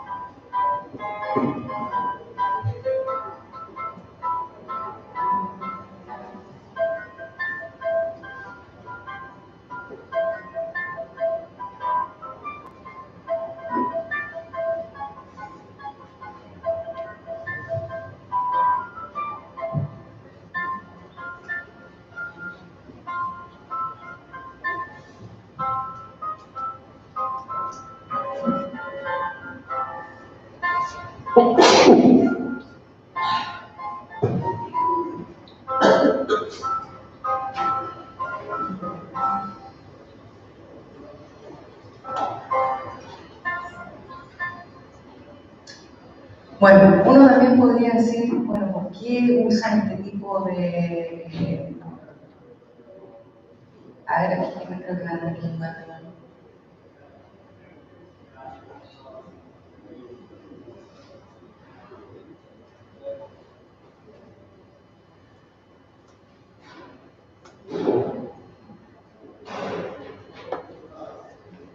Claro, no sé cómo hacerlo full screen aquí. Eso. Ya. Este es otro resultado, se llama modelo de distribución, la distribución que no traduce muy bien al español, que es trickle down engagement, es el resultado, y es una idea de que si uno pone la mayoría de su esfuerzo en comunidades que se parecen a las nuestras, y pensamos que eso va a golpear un poquitito a comunidades que no se representan, ese tipo de manera de hacer las cosas es un problema. La exclusión es otro problema y representa la exclusión de muchas maneras diferentes, en la manera que hablamos, en la manera que distribuimos nuestros resultados, en la manera que nos vestimos, en la manera en que tenemos reuniones y no incluimos a todos, y continúa. Otra parte de los marcos que se crearon fue, la segunda, fue la confianza y la transparencia, y estas fueron herramientas. Las herramientas de la confianza y la transparencia, de nuevo, son muchas, yo estoy solo presentando algunas de estas para ustedes, para que puedan ver un poquito. Es esto de reconocer y abordar las cosas pasadas, ¿no? De decir, mira, hay una injusticia en la ciencia, tenemos que conversarla, tenemos que hablarla abiertamente si queremos que las comunidades que no están incluidas en las ciencias comiencen a participar. El acceso, en que si vamos a hacer las cosas, lo hagamos equitativamente, y de que si yo tengo acceso a fondos de la National Science Foundation, por ejemplo, de la Fundación Nacional de las Ciencias, de que ese acceso, de que yo pueda también traer conmigo a organizaciones de base para que se empiecen a conocer y para que ellos también puedan empezar a ver maneras en que pueden recibir fondos. Ellos no tienen la capacidad de escribir estas becas que son increíblemente difíciles de escribir. Entonces, ¿cómo podemos trabajar juntos para poder cambiar eso?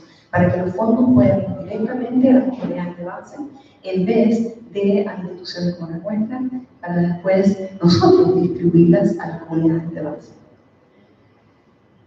Otra área que también fue muy interesante fue esta de reconocer el valor de las comunidades de base. De reconocer de que para instituciones como las nuestras, por lo menos en Estados Unidos ahora está cambiando mucho, ¿no es cierto?, el tema. Y para yo recibir fondos para hacer mi proyecto de ciencia participativa, debo demostrar que estoy trabajando con todo tipo de comunidades. Por lo tanto, esas comunidades de base que representan esas comunidades son sumamente importantes para instituciones como las nuestras, porque si no, no vamos a recibir fondos. Ellos, al darse cuenta de que tienen poder en términos de poder, ¿no es cierto?, influenciar a instituciones como las nuestras, es un área que es importante. No solo tienen poder porque no podemos conseguir fondos sin ellos, pero también porque tienen una expertise que es único. No es expertise que nosotros tenemos en instituciones como las nuestras. El expertise viene de la comunidad y se queda en la comunidad. Esta es la tercera área del marco, realidades y relevancia. Esto también son retos.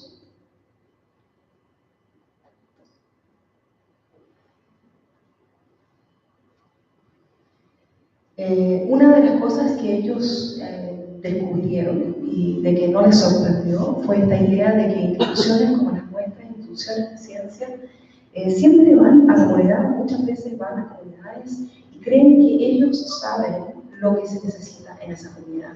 Entonces, los programas, las preguntas, los proyectos de ciencia participativa que hacemos vienen de nuestras instituciones y por lo tanto, ¿no es cierto?, son nuestras perspectivas que informan este tipo de proyectos y nosotros creemos que podemos resolver el problema de la comunidad. Y ese es un problema. Por ejemplo, aquí uno de nuestros partners, uno de nuestros colaboradores, está abordando el tema de la contaminación acústica. Y estaba hablando simplemente de la imposibilidad de alguien, del laboratorio, por ejemplo, de poder ir a su comunidad y entender la logística de qué es lo que está ocurriendo en esa comunidad. Porque hay tantas dinámicas que no se ven, hay tantas dinámicas que están ocurriendo día a día, que solo alguien de la comunidad puede entender. Y si alguien es parte del equipo científico, es parte del equipo que lidera el proyecto, va a salir el proyecto de una manera muy diferente. Esto ya lo hablé un poquitito, pero las becas y los subsidios, por lo menos en Estados Unidos, la manera en que reciben fondos, y estamos conversando un poquito acá, de cómo reciben fondos comunidades aquí, en España y en Europa.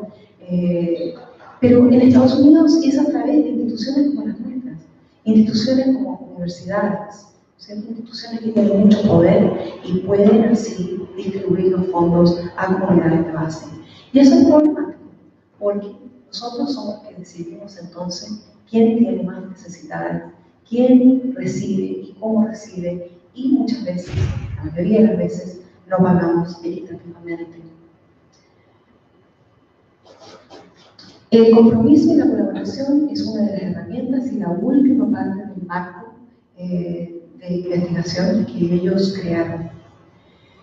Una de las áreas que también conversaron mucho ellos es esta idea de la visión, de que si uno tiene explícitamente en su institución o en su organización la visión de la equidad, de trabajar con comunidades diversas, y de hacerlo de una manera fundamental, eso ayuda. Eso quiere decir no es solo, ¿no es cierto?, de decirlo, pero también de vivirlo. Lo que quiere decir es que si es parte de nuestra misión, nosotros entonces lo vamos a resaltar, lo vamos a conversar, lo vamos a premiar quizás en nuestra institución. La motivación y la autenticidad. ¿Por qué queremos trabajar en comunidades de bajos recursos? ¿O por qué queremos trabajar en comunidades diversas? ¿Es porque queremos recibir los fondos? ¿Es porque queremos salvar a alguna comunidad? ¿O es porque realmente queremos trabajar y apreciamos la colaboración y ¿no es cierto?, la colaboración equitativa? Entonces, tratar de entender la motivación detrás de todo lo que hacemos. El crédito y el pago equitativo no solo creó este grupo increíble de investigadores una junta de revisión ética, pero también ellos crearon una revisión, ¿no es cierto?, de pares, pero de la comunidad, entendiendo de que muchas veces los que revisan, ¿no es cierto?, revistas o papers en revistas científicas, lo hacen desde la perspectiva de la ciencia, pero también tenemos el elemento de la comunidad, y no es de que uno tiene más valor que el otro, pero de que los dos son necesarios. Y también el pago equitativo, por el expertise que viene de la comunidad, por la experiencia que viene de la comunidad, y dar crédito, y hablar de cómo dar crédito. Si yo escribo una paper en una revista, ¿quién va a ser autor? ¿Quién puede ser autor? ¿Quién va a ser el primer autor? Esa conversación hay que tenerla en la comunidad. Esta fue un resultado muy interesante, y vi la semana pasada en la reunión que hubo en North Carolina de Ciencia Ciudadana. Era la idea que la doctora Max Viverion habló, era esta idea de la negativa etnográfica, que los colaboradores de este grupo jamás usarían esos términos para decirlo, pero lo que dicen simplemente, la manera en que lo explican ellos es diciendo no, de que muchas veces uno recibe, uno interpreta una falta de interés, una falta de una distracción, ¿no es cierto? Un poco deseo de participar en la ciencia como una falta de interés, quizás, ¿no es cierto? Pero lo que es un mensaje claro que dice, no, yo no voy a participar de esta manera. Y entonces, aunque nosotros lo interpretamos de alguna manera, entonces nosotros lo interpretamos en que no hay interés, la verdad es de que lo que se están tratando de decir claramente no. Y otro tema que también habló esta doctora en la reunión de North Carolina, que ella llamó la economía del sacrificio, pero mis colaboradores la llaman un poquito diferente, es esta idea de que si tenemos proyectos que dependen de personas que no van a beneficiar, estamos hablando específicamente de la ciencia participativa, eso es un problema, ¿no? Si necesitamos a personas que colaboren y que aporten datos y ellos no van a beneficiar del estudio, tenemos que pensarlo, especialmente si esas comunidades son marginadas. Ok, rápidamente voy a terminar aquí porque he hablado un poquito largo y ya vamos a terminar. Pero una de las maneras que estamos, una de las cosas que estamos haciendo nosotros es entender cómo podemos medir el éxito en este tipo de proyectos. Y cuando uno está hablando de este tipo de iniciativas, no se puede medir de la misma manera en que se miden los proyectos históricamente. Una de las maneras que ellos han sugerido y que estamos tratando de entender cómo hacerlo mejor es esta idea de pertenencia.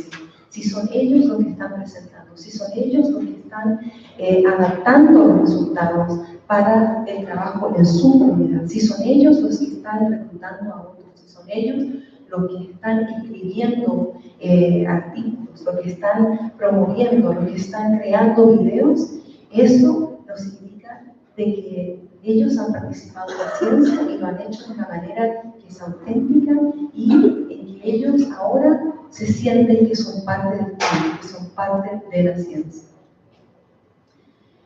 Este grupo, este es parte del grupo también, juntos aplicamos, postulamos a la National Science Foundation este año, el año pasado, y recibimos fondos para crear un proyecto de ciencia comunitaria mundial enfocada en el ruido, en la contaminación del ruido. Pero lo que es diferente de este proyecto es de que los investigadores principales son de la comunidad. Los investigadores principales son, representan a la comunidad. También hay investigadores principales del laboratorio de mitología, pero es una colaboración auténtica. El término de los presupuestos se miraron transparentemente para que las comunidades se les pagaran equitativamente. Y lo que estamos tratando de hacer con este proyecto es documentar la creación de un proyecto de ciencia comunitaria. Entonces, ver, al crear este proyecto juntos, el laboratorio de mitología con estas comunidades, ver no sé por qué, cuáles son las barreras, cuáles son las oportunidades, qué es lo que ocurre y documentar todo eso, pero excesivamente para que podamos aprender, reflejar y así poder compartir con otros el tipo de barrera, el tipo de trabajo que hemos hecho para que otros puedan también seguir el ejemplo. Pero también una de las cosas que estamos aprendiendo es que al participar la gente, las personas, las comunidades en este proyecto, hemos estado trabajando en esto solo 6 meses Y ya el conocimiento que existe en esas comunidades acerca de la contaminación acústica ha cambiado 100%, porque son ellos los que están haciendo, ¿no es cierto?, liderando, se sienten responsables en términos de aprender, de saber, de hacer todo para poder también informar a otros en la comunidad y para poder trabajar de una manera equitativa. Y finalmente quiero compartir con ustedes, este es el póster científico que ellos crearon, también muy diferente, usando las artes para compartir resultados, para compartir procesos. No solo usan videos, no solo usan las artes, pero también otras maneras de comunicarse. Esto ha sido fundamental en el proyecto.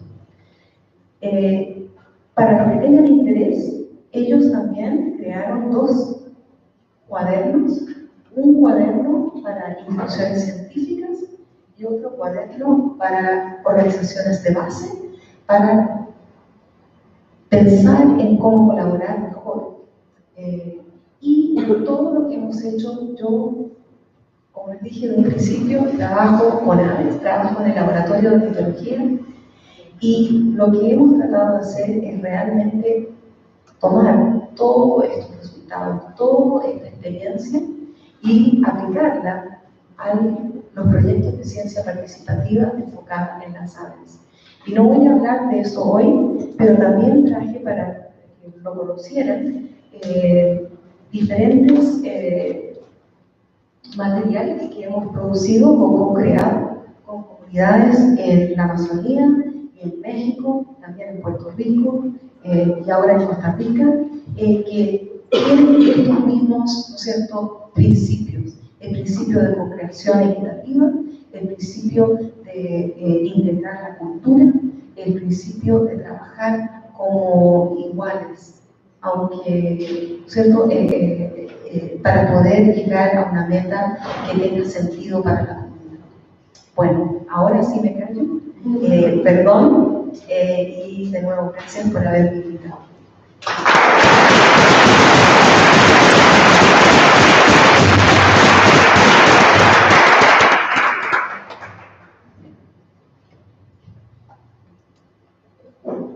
Sí, bueno, muchísimas gracias. Tiempo para preguntas.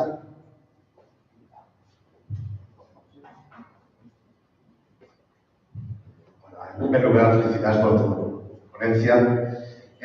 Uno de los temas que más nos preocupa quizás es lo que has hablado antes de la participación de algunas comunidades en los proyectos, ¿no?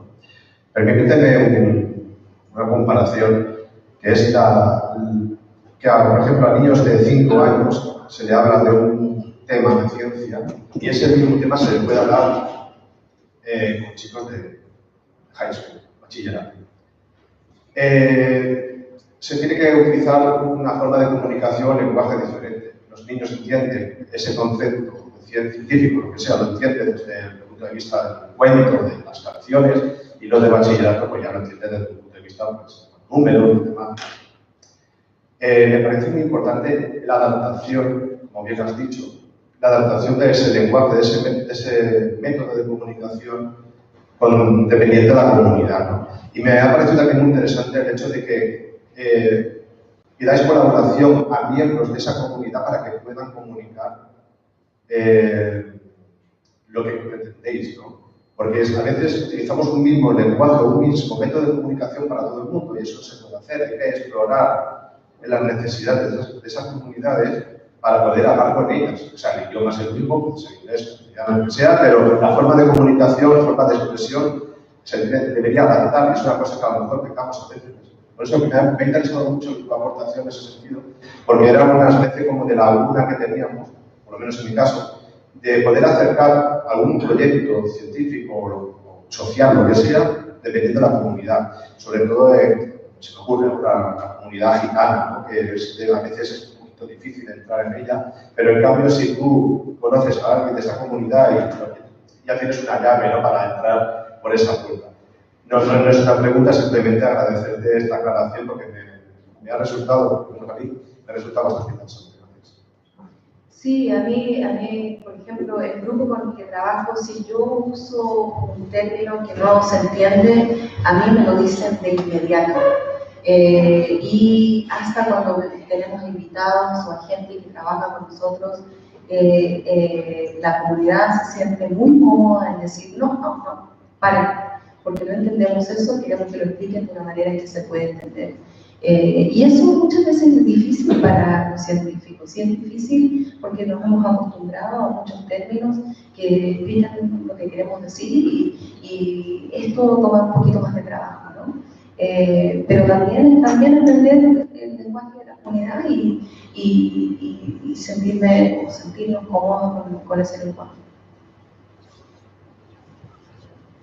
Hola, tengo dos preguntas, voy a intentar hacerlas cortas. Una es, ¿cómo crees que podríamos hacer la ciencia más accesible desde el punto de vista de, o dicho de otra manera, ¿es realmente posible hacer la ciencia accesible si seguimos publicando en revistas que tienen un coste muy grande, de manera que las comunidades no puedan pagar por publicar ahí? ¿Eso es realmente posible? O sea, seamos honestos, ¿eso es posible? En la manera que lo hacemos nosotros, miren, yo no sé, no voy a cambiar el sistema, no vamos a cambiar el sistema, me imagino, rápidamente, pero sí tiene que cambiar el sistema porque es ridículo. Pero yo lo que nos estamos diciendo no es de que no se debe publicar en revistas científicas, al opuesto, pero de también se tiene que hacer el trabajo de, ¿no es cierto?, de presentarlo en lugares donde todo el mundo va a tener acceso. Idealmente esas revistas son abiertas al mundo para que todos podamos ser parte de ese mundo. Pero si no es así, entonces hay que hacerlo de otra manera, ¿no? Y hasta si yo escribiera algo, yo creo que las comunidades con las que estamos trabajando me dirían, está bien, lo escribiste bien, pero ahora presentemos otras maneras de presentarlo para que realmente se pueda publicar de una manera en que todos tienen acceso. Así que es pensar eso y lo otro también se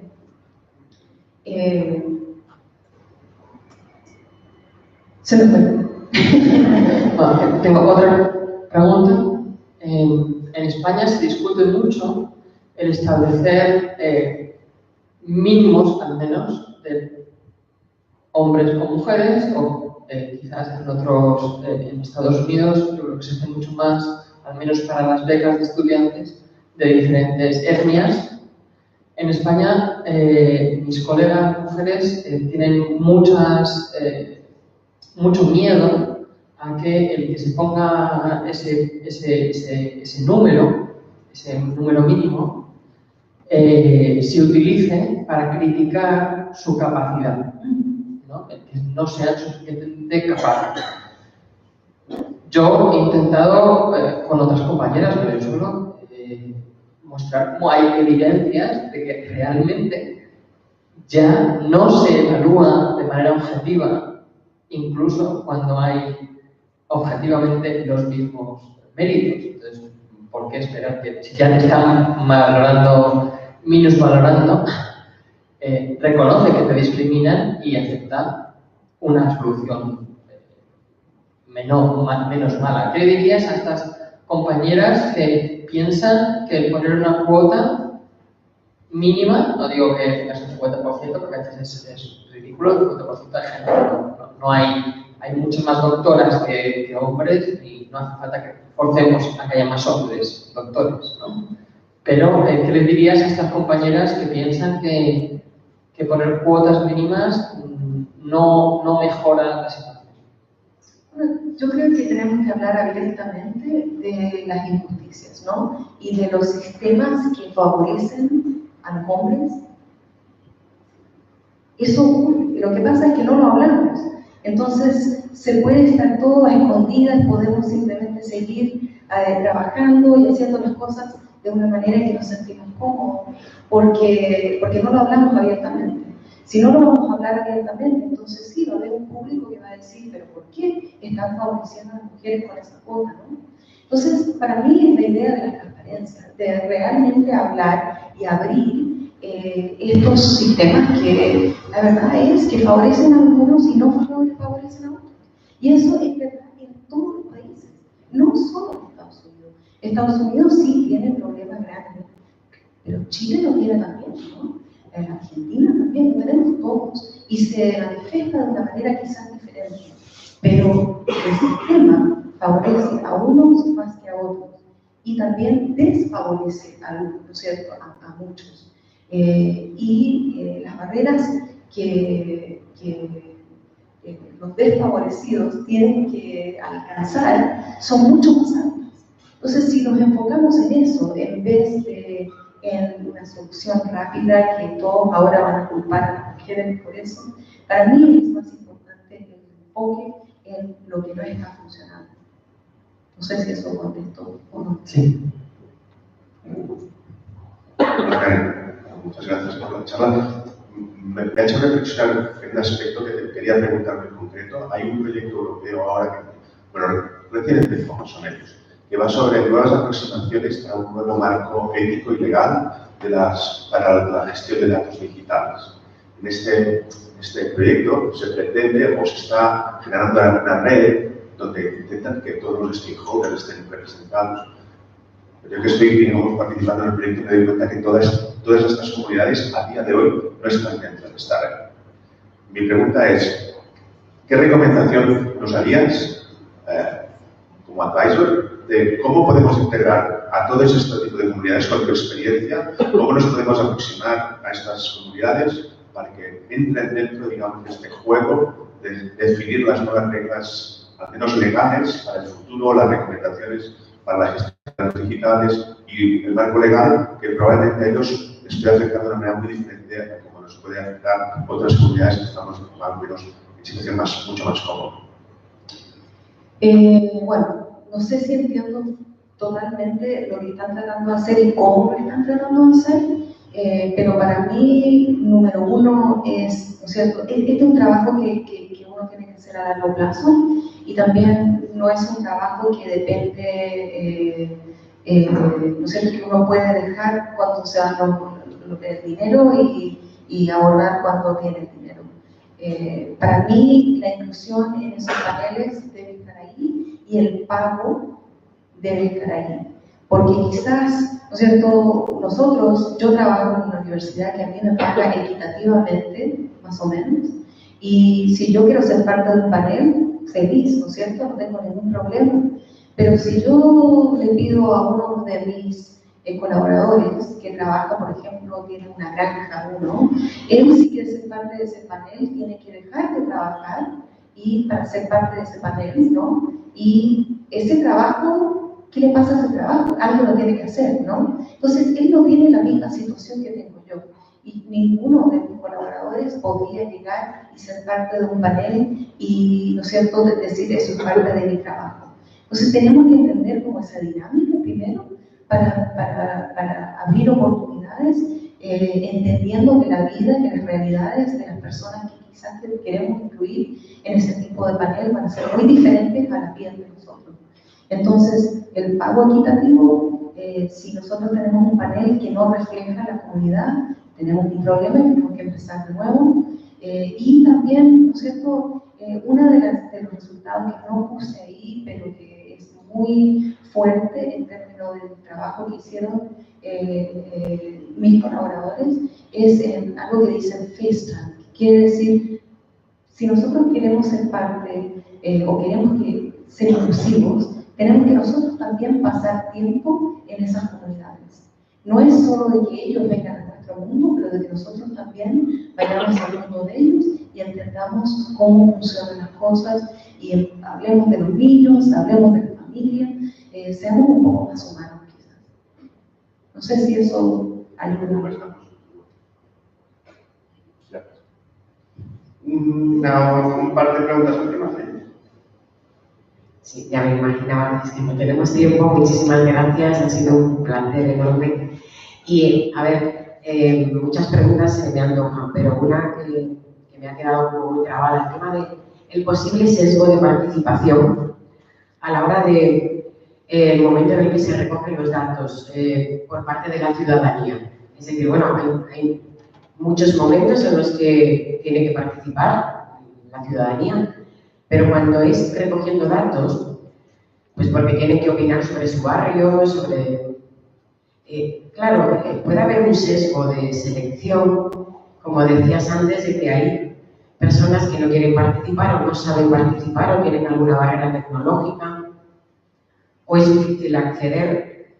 Y creo que te he entendido que decías, bueno, no todo el mundo a lo mejor tiene que participar o a lo mejor todo el mundo no es necesario. No sé, me he quedado ahí porque, claro, obviamente esas comunidades desfavorecidas podrían cambiar mucho la fotografía que tenemos de la realidad. Entonces, bueno, incluso, bueno, igual te escribiré también porque estoy muy interesada en este tema, pero no sé si podrías aclarar un poquito esa idea, ¿no? Del posible sesgo de participación cuando se le dan, no sé, apps o dispositivos incluso para que participen. Sí, y no sé si te entiendo bien, pero yo definitivamente no quiero decir que, bueno, de que sí, ¿no es cierto? Hay personas que no quieren participar, entonces, bueno, que no participen y que nosotros sigamos con nuestros proyectos. Eso no es lo que quiero decir. Lo que quiero decir es de que si no están participando, si nuestro proyecto, ¿no es cierto?, incluye solo a ciertas personas y no refleja el mundo en que vivimos, entonces algo tiene que cambiar. Y tenemos que reflejar en nuestros propios proyectos para entender qué es lo que pasa, ¿no es cierto? Es este no del que hablan ellos en términos de, bueno, yo no tengo interés porque yo no creo que el proyecto tuyo o el proyecto mío va a beneficiar a mi comunidad y no creo que la perspectiva que tú has tomado, Karen, es una perspectiva que refleja la realidad mía. Entonces, al entender eso, ahora yo puedo decir, ok, entonces tengo que empezar yo o repensar mi trabajo, mi proyecto, para que represente la realidad y la perspectiva que es del mundo o, ¿no es cierto?, de la comunidad que yo quiero alcanzar en vez de la mía. Y al hacer eso, va a haber un diferente tipo de participación. Entonces, esto de no participar nos indica algo. A mí lo que me han dicho muchas veces en el laboratorio es, miren, Karen, nuestras puertas están abiertas, cualquier persona puede venir acá, cualquier persona puede participar en nuestros proyectos. Si nosotros creamos programas que son específicos para un tipo de persona, eso es terrible. Eso es como decir que ese tipo de persona no tiene la inteligencia que tenemos nosotros. Eso no es lo que estamos tratando de decir. Pero sí, lo que estamos tratando de decir es de que los proyectos que tenemos, si reflejan mi mundo, mi realidad, mi privilegio, no van a servir al de ellos.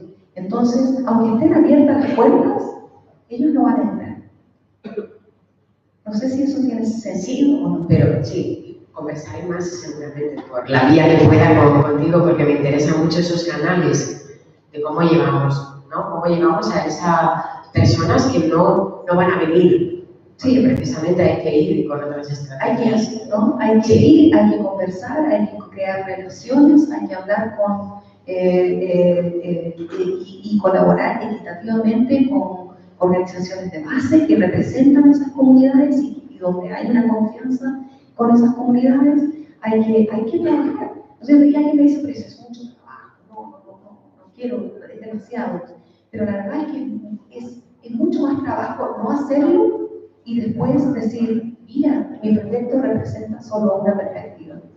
Entonces es algo que uno simplemente tiene que ir, tiene que hacerlo, tiene que show up, ¿no? Tiene que ir, tiene que conversar, tiene que trabajar, vas a hacer cometer errores, eso está bien, es bueno cometer errores y después arreglar esos errores en frente de las comunidades que uno quiere, ¿no es cierto?, tratar de ganar la confianza de ellos. Cuando uno comete errores y uno trata de arreglarlo abiertamente, eso gana confianza. Bueno, sé que hay más preguntas, pero lo siento mucho porque llevamos un programa muy apretado. Muchísimas gracias, Belén. Vamos a parar 10 minutos para tratar de recuperar un poco de tiempo y sobre la 1 seguiremos con la siguiente ronda de sesiones. Muchas gracias.